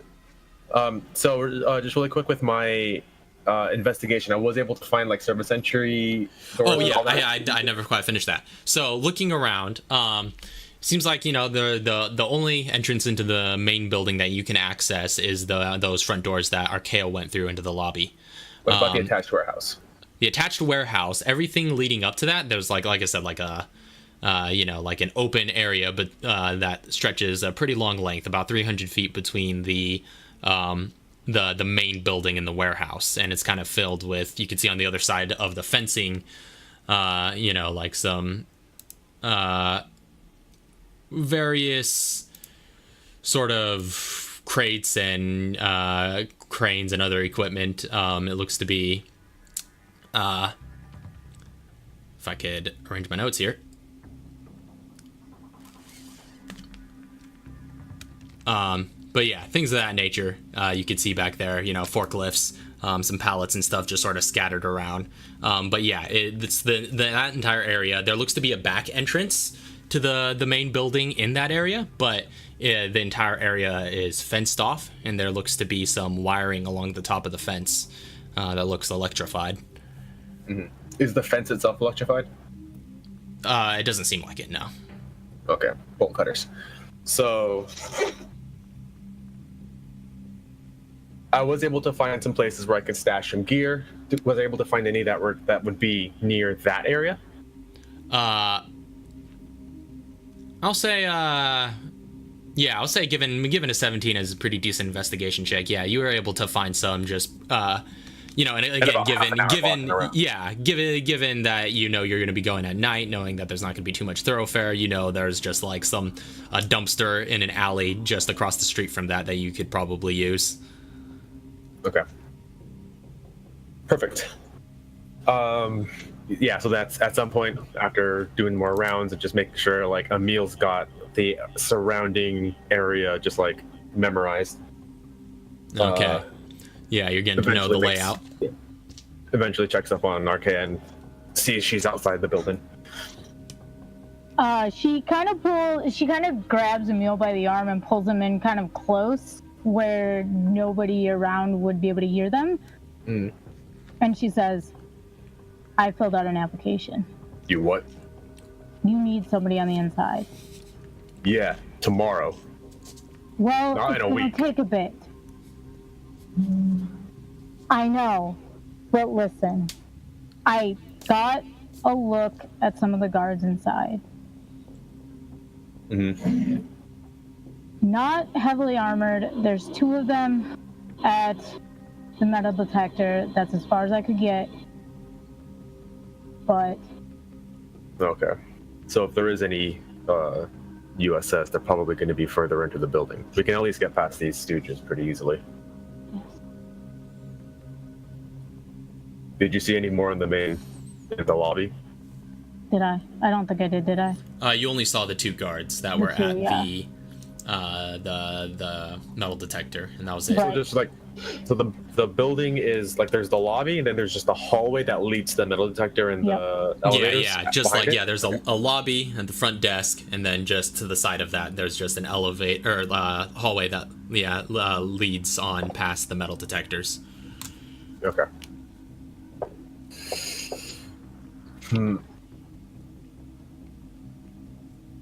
All right, just like meet back up with everybody. Okay, so you guys regroup. Mm-hmm. What's Katara been doing? Yeah. That's a good question. Probably. Well, like Emil did what she was gonna technically do. So Which is kind of scout around the area. yeah. So you there probably was no- accompanied him for some of that. So you kind of got to know the area a little bit as well. Otherwise, I probably would have. I don't know. Had her keep.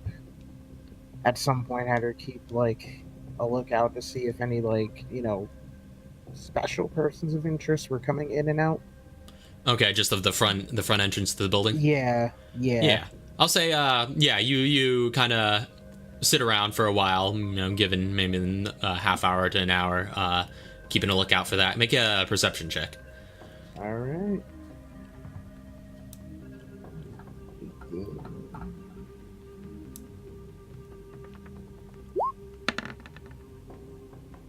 Okay, so 15.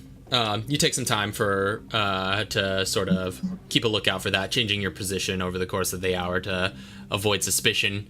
And there you see, as the hour rolls on, you don't really see too much thoroughfare coming through there.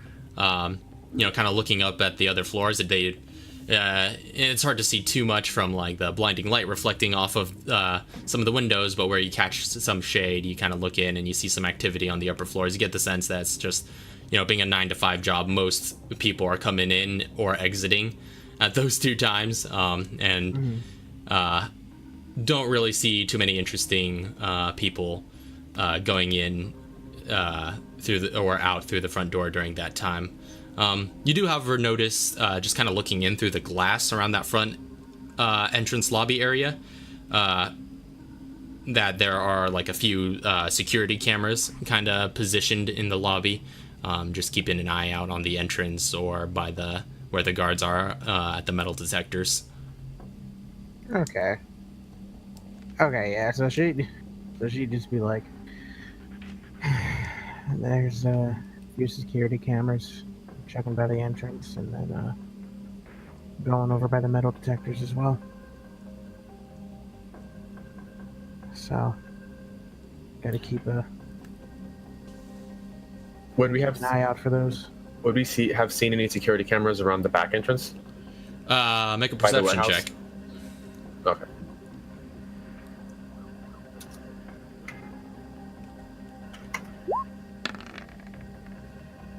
23. Oh my. You do catch a glimpse of one CCTV camera kind of above the fencing at one corner of the building. But it doesn't so much. It looks to mostly be like directed on the, again, on that big concrete stretch of land between the main HQ building and the warehouse. And there does only look to be one of them, and it's kind of, again, like kind of right directly above the fencing at one corner. Real quick, just like, how attached is this warehouse? Is it like there's the building and then the warehouse is like right here, or is it like the building and the warehouse and then stretch of land in between? Yeah, the latter. Ooh. Okay. All right. And then fenced all off. Yeah, fenced off at the sides. And then just, yeah, so it's just fencing on two sides, the HQ building and the warehouse covering the other two sides. All right. Okay, so we got to deal with some cameras. So here's what I'm thinking. We can stash some gear in this alleyway, and I'll tell them where the spot that we found was. We can stash some gear here for when we need to get in, or so after we get in. We can have Chauncey wait around the back. We open the door through the back. We can get him in that way. If we can get around that security camera. And we can have all our gear. Makes sense. Just wish we had something that could, I don't know, disrupt cameras. I mean, we could just shoot it, but Well, yeah, that's the issue. we don't have any. Have we Have you even seen anybody like selling a suppressor at any point? No, not in your experience, no. We can just throw rocks at it. No. I guess if we look around, we might find security inside who's dealing with cameras. Ideally, take care of it that way. But how long have we been scoping out the joint? I would say about 2 hours at this point. So it's like It's about noon. Yeah, well, around 3 o'clock in the afternoon, I'll say. Oh, 3 o'clock in the afternoon. Okay. Yeah. All I right. have a big request that I need to do soon. What's that? She looks over at Katara. She says, "Do you mind if I use your phone really quick?" What? Why? I put the hotel number down on the application, and Excuse me?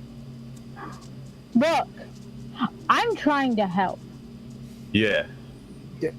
Oh my god. Okay, you know what? Give the phone. You could have just made up an address and a name. Oh yeah, that would have went over really well. Yeah. Lying to them. Yep. We are. That is kind of what we're intending to do. Well, I mean, I could have went in there and just said Umbrella owed me. That would have been the worst thing you could have done. Exactly. So I didn't do the worst thing I could have done. Oh So- my god. So immediately after we finish this job, we need to like wipe clear our hotel. Yeah. Look, Yeah, I'm yeah, sorry, leave it, okay? I am. But I did not put my name down, And that's good. to be fair. But just probably don't tell them where we're staying when we're trying to break into their HQ and steal all their records. What would you have rather me done? Anything but where we were staying. Well, I definitely need to invest in these. She looks like cell phones. Yeah. She kind of makes a weird look. Wait, what year? It's not that foreign. There's been like a few years of phones at this point. What is it? Okay, 2000 to and be something? fair to Archaea, they probably are foreign. The cellular phones, like those brick things have been around, so like the concept at least isn't foreign. That's Little true. There's that Palm big, Pilots. those big bricks were around for a while, but like in this These little size, Palm it's just like Pilots the are new weird thing. though. Yeah. Yeah. It's like that ain't no cell phone. Yeah, I really need to invest in these cell phone things. But I'll talk to yeah, Chauncey about it They do later. seem convenient. you can hand it to her, Emil. I give it back to you. All right, I'll hand it to her. I assume at some point I would have handed it over to you if we were going to be patrolling together, but I did have it last, so. Yeah, Yes, and. you just need like. But yeah, no, you have it now. Yeah. So Alright. She calls the hotel. All right, you call the hotel. Lady seems to answer from the lobby. It's just like, yes, Hilton, Chicago. How can I help you? Can you put me through to a room? Yeah, certainly. And you arrange to kind of get put through to the room. I assume the room that you guys are staying at. Yeah. So the phone rings there. I guess Chauncey would notice that if he's still awake. Nope. Chauncey be out cold. All right, Chauncey's out cold. So Cambria picks up the phone. Oh, And she's good. just like, yeah. It's Archaea. Oh, hey, Archaea. It's Cambria. You're not gonna be very happy. What did you do? I applied for Umbrella. I thought it would be good if they had somebody on the inside, but it was clearly Well- an error in judgment. Yeah. Sounds it. I would certainly hope if we had, this was a long-term job, but we kind of got to wrap this up in the next day or two. So, is this affecting anything? It could. I put the number of the hotel down for the information. Oh. Well, that might be a problem.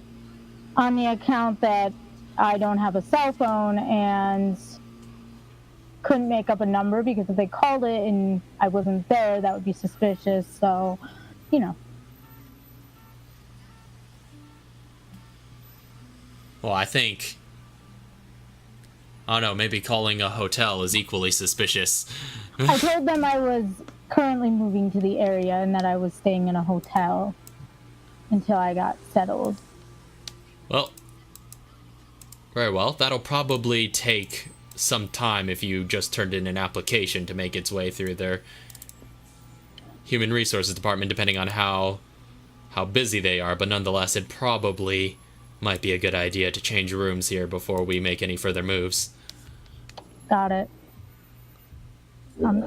She kind of stutters a little bit. She's like, I'm sorry.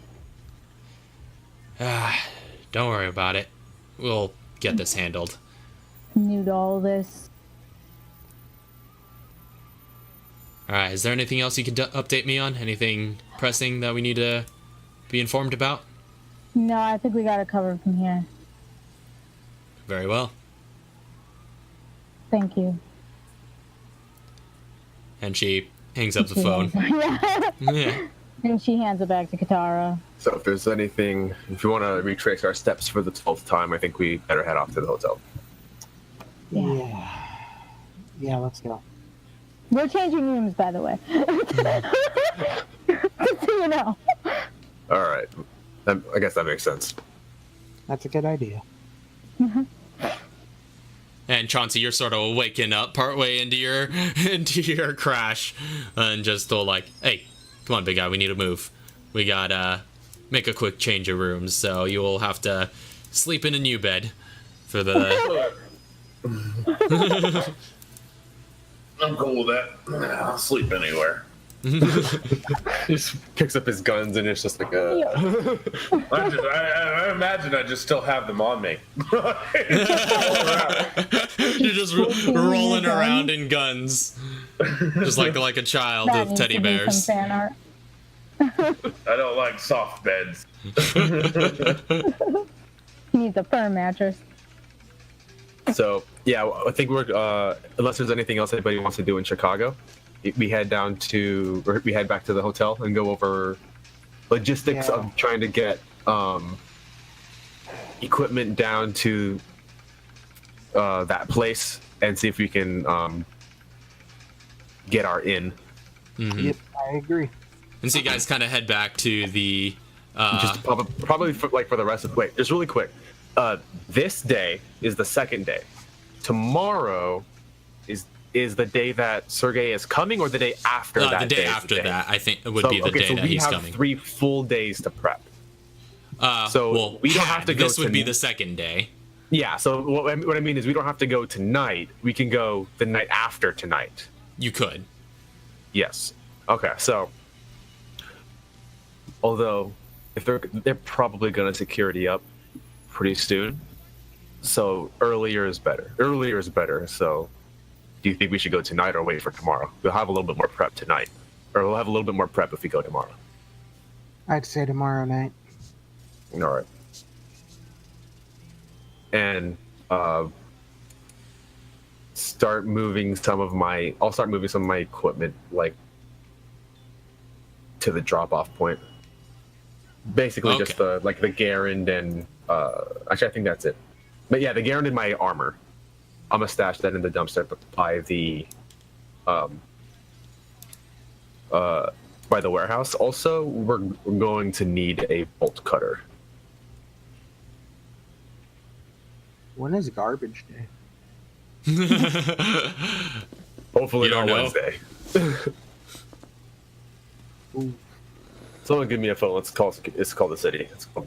Let's figure I'll it out. say, yeah, make an investigation check.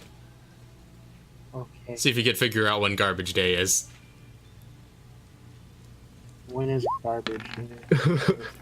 Garbage day. Today is garbage day. All right. So it's a little bit of a hassle, but a pretty simple task. You try to get in touch with the city, and who puts you in touch with somebody else, who puts you in touch with somebody else, and eventually, by the time Katara has exhausted her social whims, you figure out that garbage day is early tomorrow morning. Yeah, she's just like, hey Emil, garbage day's early tomorrow morning. Well, that's just the worst. Yeah. So let's. We should probably wait to go put stuff there. Yep. But we're still gonna need to purchase some bolt cutters probably. I'll probably go ahead and do that since Yeah. might as well. All right. Where does one get bolt cutters in the middle of Chicago? You could probably. Hardware store. Yeah, you could probably find a hardware store somewhere if you're searching for one. Yeah. It's also worth noting that I think Chauncey has some bolt cutters. Wait, really? Well, in the Tinkers? Yes, It's I do, possible. I think. Snap. I think so. But you wouldn't know that though, unless you've checked in first. Well, I would know. Well, Yeah, but you don't know that Emil thinks you need Apparently one. Well, No, I don't. we're back at the hotel. Oh, okay. You guys are back at the hotel Yeah. while this is all going on. Yeah. So you guys well, that's why- arrive. Yeah. So yeah, after that, we went back to the hotel, and then we started going over the logistics of placing everything. Mm-hmm. So yeah, you got back to the hotel. As you're going through the lobby, you saw Mr. Fox just talking with the lady at the front desk, just like, oh, I thank you so kindly, miss. It is just, it was just such an unprecedented issue that we had with our room. And she's like, oh, no issue, good sir. We'll definitely be able to arrange you with another room. We apologize for the inconvenience. This will be, we'll definitely reimburse you for your purchases. Oh, that's not necessary. Oh, hello, there's my friends coming in there. We will be moving to room 241 for the evening. All right, 241. I can smell you from here, too, by the way. I beg your pardon. You're bull. And he just keeps going. Oh, When did he become Southern? Well, don't mind him. He just has a chip on his shoulder. Thank you very much for your kindness, ma'am. And he moves on with you guys, ready, who, after receiving the key to your room, and you kind of go up and you're able to carry out the planning and conversation that you guys were having there. Katara was able to get in touch with the city, and you guys have just set up just like a little bit of a base of operation in this new room, and you all are reunited again. So you're explaining that you need bolt cutters. Yeah. We'll say at that point, and Chauncey overhears that. So I'm thinking we can get, well, apparently we can't set that tonight. You might have to go in the morning. Wait, hold on. If we're going tonight anyways. You said early tomorrow morning they're picking it up? yes. Okay. So we still might be able to, we could probably still set it, if we're going early tonight, which I assume is what we're going to do. And then we So can you get wanna- Chauncey in once we get in. Is it like late enough that I've slept the 8 hours, or? No, not well. Especially if you got interrupted mid-sleep, you have to start a long rest over if that's the case. Wait, I would have to keep going for eight more hours each time, or is it like yeah? a Well, if you got time? interrupted, you don't get the full benefit of a long rest if you get interrupted in it. So you would have to go for another 8 hours. Like, so I can't get rid of this fatigue because somebody gave up the phone number? To be fair, she wrote down the number to the hotel. Not technically to the room. Just to the hotel. Oh wait, so you didn't give the room number? No, I just gave the hotel number. The Hilton hotel. I said that she was staying at the Hilton hotel. I didn't say nothing about a room number. Yeah, I guess. Well, nonetheless, you need this the is all hotel already number. done. So Yeah, of course. We ain't doing shit tonight, guys, because I gotta sleep another 8 more hours. So. Uninterrupted. Actually, What time better is it? yet, how much is it gonna cost for one of these rooms? how much is it gonna cost for one? Yeah. It's $135 a night. Ah, dang it, never mind. I was gonna say, I'll just go get my room and go get my Z's on. What time is it?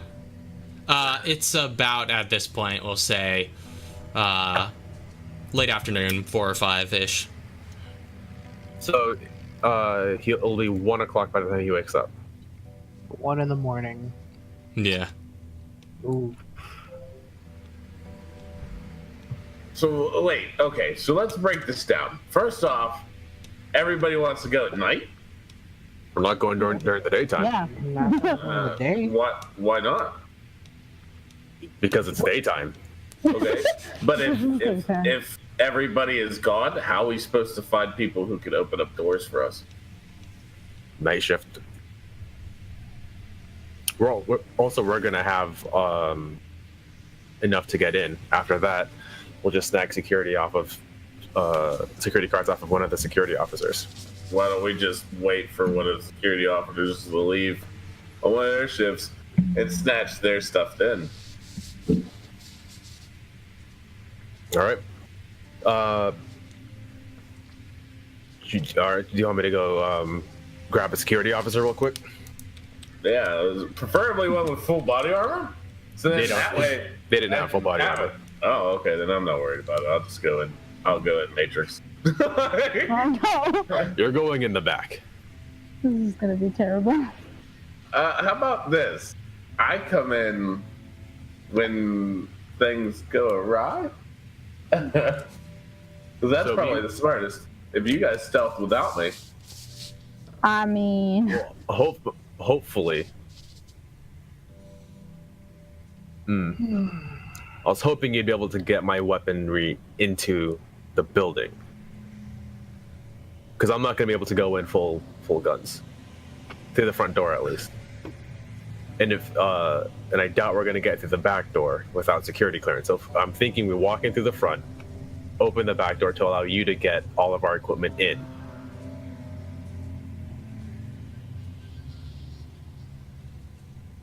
And Mr. Fox has kind of pulled up a chair by this point and is listening in. He's just like, so, you're going with going in the front door for the rest of you?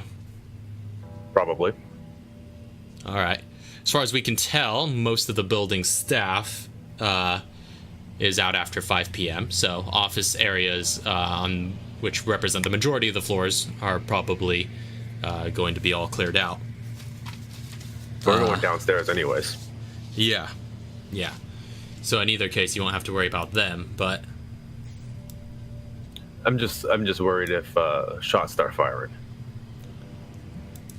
is there buildings like really close to this place? Like it's a whole bunch of skyscrapers in a row? Like I said, it's the biggest building on its particular block, but there are other buildings, large buildings surrounding the area. And I would be able to tell you all about them. Yeah, Okay, yeah. so- The guitar would be able to tell you all about them. Tell me about how close the nearest building is to that, to the main headquarters. Emil, you know there's just one right across the street. One directly across. Is it like another skyscrapers type? Not necessarily. Like there are no like big skyscrapers like right immediately on the outskirts of this, but there are like if you were to go just another block down, you might find one. But I mean, like, is there one right beside it? Was there a building right beside it? Like, not across the street, but like maybe like an alleyway? Yeah, plenty of alleyways. Well, plenty of alleyways, but you have to cross the street on its own block. It's kind of On its own side. I'll describe the buildings that are directly adjacent to it. Yeah, there aren't very big buildings directly adjacent to it. Okay, Just so we little can't small little small shops and storage buildings, things like that. So we couldn't use like the building to rappel or like zip line from one to the other. I am not doing that. You're not evil. You are not, but I could. Oh my God. I'll watch from inside the building. No. Once your gun's brought in, I could go in from the back, take out all the security, and then you have all your guns. That's what I mean, to the back, right? Or unless are you talking about going through? Well, no, I'm coming downstairs where they're thinking nobody's gonna be. Pa, pa, pa, done. Is that at all possible? Like, does it look like you can get into the building from one of the adjacent buildings, just like shooting through a window or something? From what you've seen, it's a decent gap in the the alleyways adjacent to it. There's really next to the main building because it's kind of on the HQ is kind of like perched on a corner essentially. Again, the tallest building on its block, and then so there's just like, and then behind it is the stretch of land leading to the warehouse. So there's only pretty much like one building directly next to this the main HQ building, and it's just this little like 2-story building about, and again a sizable alley between them. So it could be attempted. But... So wait. I look at Mr. Fox and Cambria. You want us to go in as quiet as possible, correct? Oh, we said discreet. It doesn't necessarily have to be quiet in the silence sort of sense, but that depends on how you want to go about this. It just can't be traced back to FBC. I just don't want to leave a trail of bodies. Yes, that would be ideal.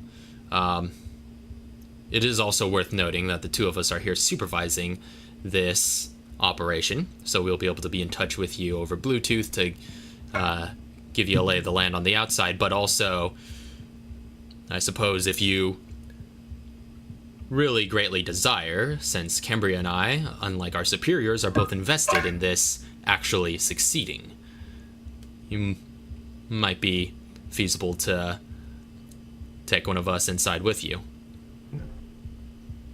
But we'll definitely want to keep one of us on the outside at least. Of course. You need a man in the chair. Exactly. Where's your friend? My friend? Well, one of them at least. Are you talking about the agents that usually accompany me? Yeah. Well, they're keeping their distance for now. I usually just have them on hand in case I need errands that need running in addition to extra security. But I don't think I need them, seeing as I'm surrounded by more peers here. Just wondering. Between the two of you, which of you do you think is more capable in the field? And Mr. Fox and Cambria kind of look at each other, and they're just like, well... Start whipping out blacked out files. Yeah, and Cambria's just like... Yeah, if I'm to be completely honest, well, obviously the Clancy in me is obligated to say, obviously myself. But, to be frank, our specialties are quite different. I mean, Chauncey, you know me. I'm good in a scrap if you need it. I know my judo. But, given the discretion needed, that might not be too necessary. Mr. Fox is just like, if you're going for full subtleties, my skill sets can certainly aid in that. I've done undercover work before. I know how to infiltrate a place. I know how to be quiet. That's good. We only really need to be quiet up until we get to the mainframe. Because pretty much after that, I'm pretty sure it's going to be after that, it's just get out of there as quick as possible. Pretty sure it's going to be a crapshoot. No, what makes you say that? Because why wouldn't they have their storage area very well secured? As soon as something starts downloading, an unscheduled download, a mass unscheduled download, I'm sure all their USS is going to start heading downstairs. Well, that's where this little storage device comes in. It's especially encrypted for CIA use for infiltration missions like this. No, fantastic. They may be aware of it after the fact, but they probably won't while it's in progress. All right, so it's just got some special malware on board. As soon as it connects, it's quite undetectable. So that's our in and that's our out. Or so you can get our in hopefully with IDs, and our out is just yes. In fact, that special drive right that you've got in your hand. Yes, and one of those guys you were asking about, Mr. K, he's en route with those IDs at the moment. I set him on the task, and he should be able to pull through. All right. To avoid unnecessary looks from Mr. Fox, since he and Arkea already aren't on the same page, she's going to pull somebody aside, it doesn't matter who, probably Emil, and say, do you think I should go in, in different attire?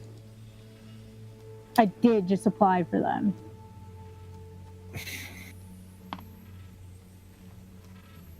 One of my plan Bs was pretty much just to become eco-terrorists and just put on masks and blaze through the place.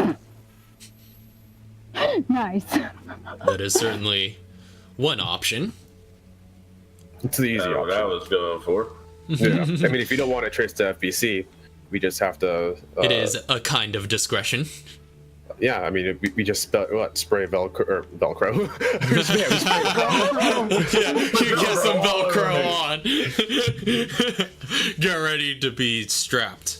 Velcro, you mean? Yeah, we just spray Velcro colors and just like let each other take care of all the other problems. Fun way So to do you're it. saying start a war between Umbrella and Veltra? Hey, that might not be such a bad idea. My enemy is still my enemy, but as long as they're fighting.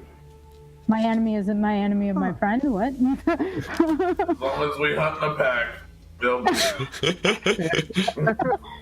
but I'll come through. That the was pack. one. That was like my D, maybe E option. Yes, by all means, it doesn't sound like a great idea, but it is certainly a viable one. It is an idea. I can't see any other way right now to be more discreet other than getting those IDs, walking in, finding security, acquiring proper ID, and then heading down into the basement. So, Mr. Fox kind of interlaces his fingers. I've been doing this for quite some time, so why don't you walk me through the entirety of your plan right now, and let's see where it's at. From start to Well, finish, what are you doing? So, start to finish, well, we have your IDs, yeah? Yeah, those will be arriving. So you have those. Those are basic clearances. Enough to get us to the front door. Enough to get us. As long as you don't have metal on you, they'll get you past the metal detectors.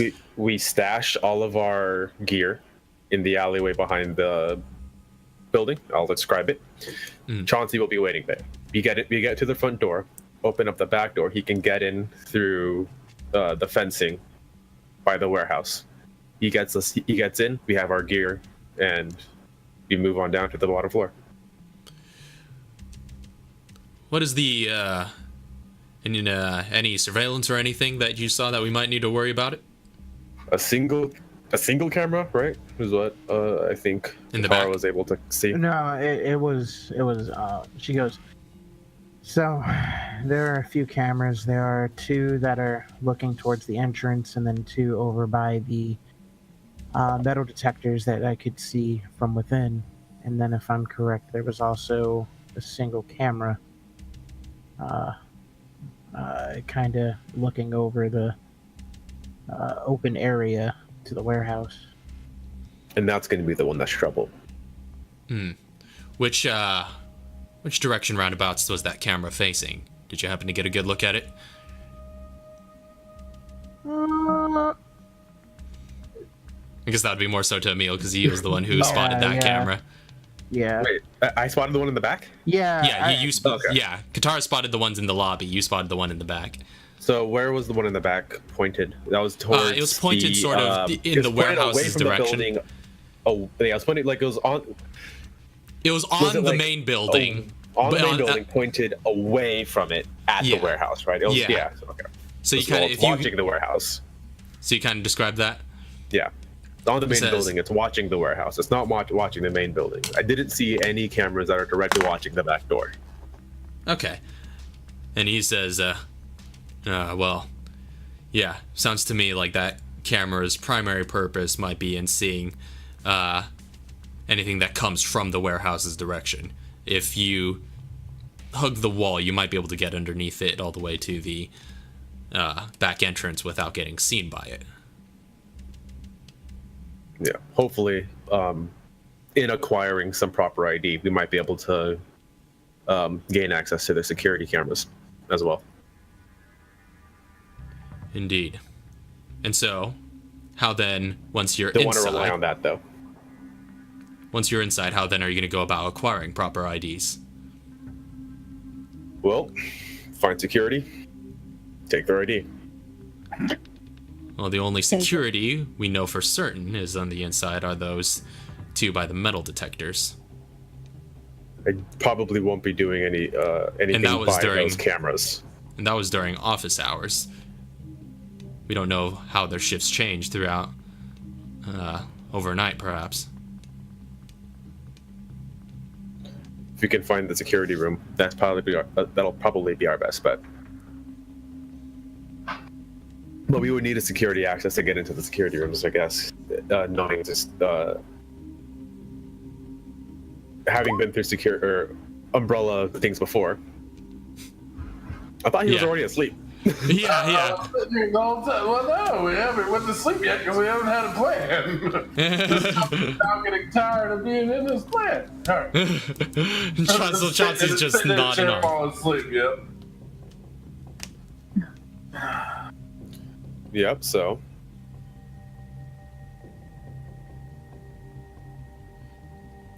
Well, suppose unless we're going in tonight. That's what I mean. If we go in tonight, we'll be going in blind. The only thing we'll be able to prepare is our gear.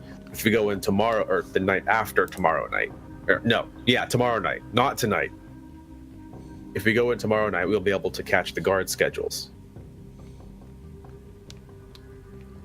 All right, very well. But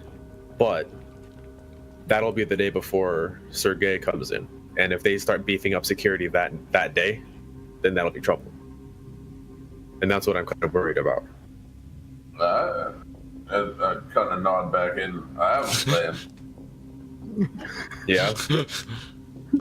Since you guys won't ever let me sleep, why don't I just run a distraction, distract the guards that are inside the building, come outside the building, and you guys go inside the building, while I lead them away from the. It's a bit loud. Could work. It's a bit loud, but I mean, like, you think it wouldn't work? It's a bit loud, but who cares? It's a bit loud. Still going a little bit more on the friendly side of just getting stuff done.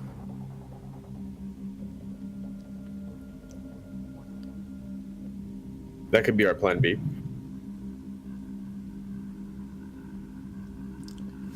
I'll just run around screaming about the pack. I believe I'm an eco-terrorist. Well, Change my colors. If that's an option. Let's say you guys get in, you acquire some clearance, some legitimate clearance. You find your way down into the basement and get where you need to go. And hopefully have enough clearance to get into the server room, wherever that may be. Now, bear in mind, we're going in completely blind into this basement. There's no way we can gather any more intel on what's in there. It's hard enough to get into the building as it is, let alone know what's underneath it. As far as I can tell, we're going in completely blind past those metal detectors. Yeah. Unless we want to postpone the op one more day. Well, I mean, you certainly have enough prep time. Sergei Vladimir is not set to arrive for 2 more days, so, you could run the op tomorrow night. It's always an option. I'd say let's run it tomorrow night. We need more prep time. See if we can catch more guard schedules. Yeah. We can't just rush in there tonight and do what we need to do without figuring out more. That's, well, suicide. Very well. Well, I don't need to rest as badly as your friend does, but I might hit the streets, do some reconnaissance myself. I'm gonna head out as well. Let's go. Very well. I'll accompany you. Cambria, Chauncey, you can hold down the fort. Yep. All right. And so, okay, would you like to just stay here and go to sleep, get some good rest? RK probably slept on the way here, but You can use some more. You look tired. she kind of looks at Chauncey and Cambria and she says, I don't know if I'm gonna stay here, but I'm not going back there for now. I don't want you roaming this city on your own. I gotta get sleep. Well, why don't you just stay here? It's gonna get dark, and I prefer you just. yeah, at this point, you see outside the the room's windows. The sun's already on its way down.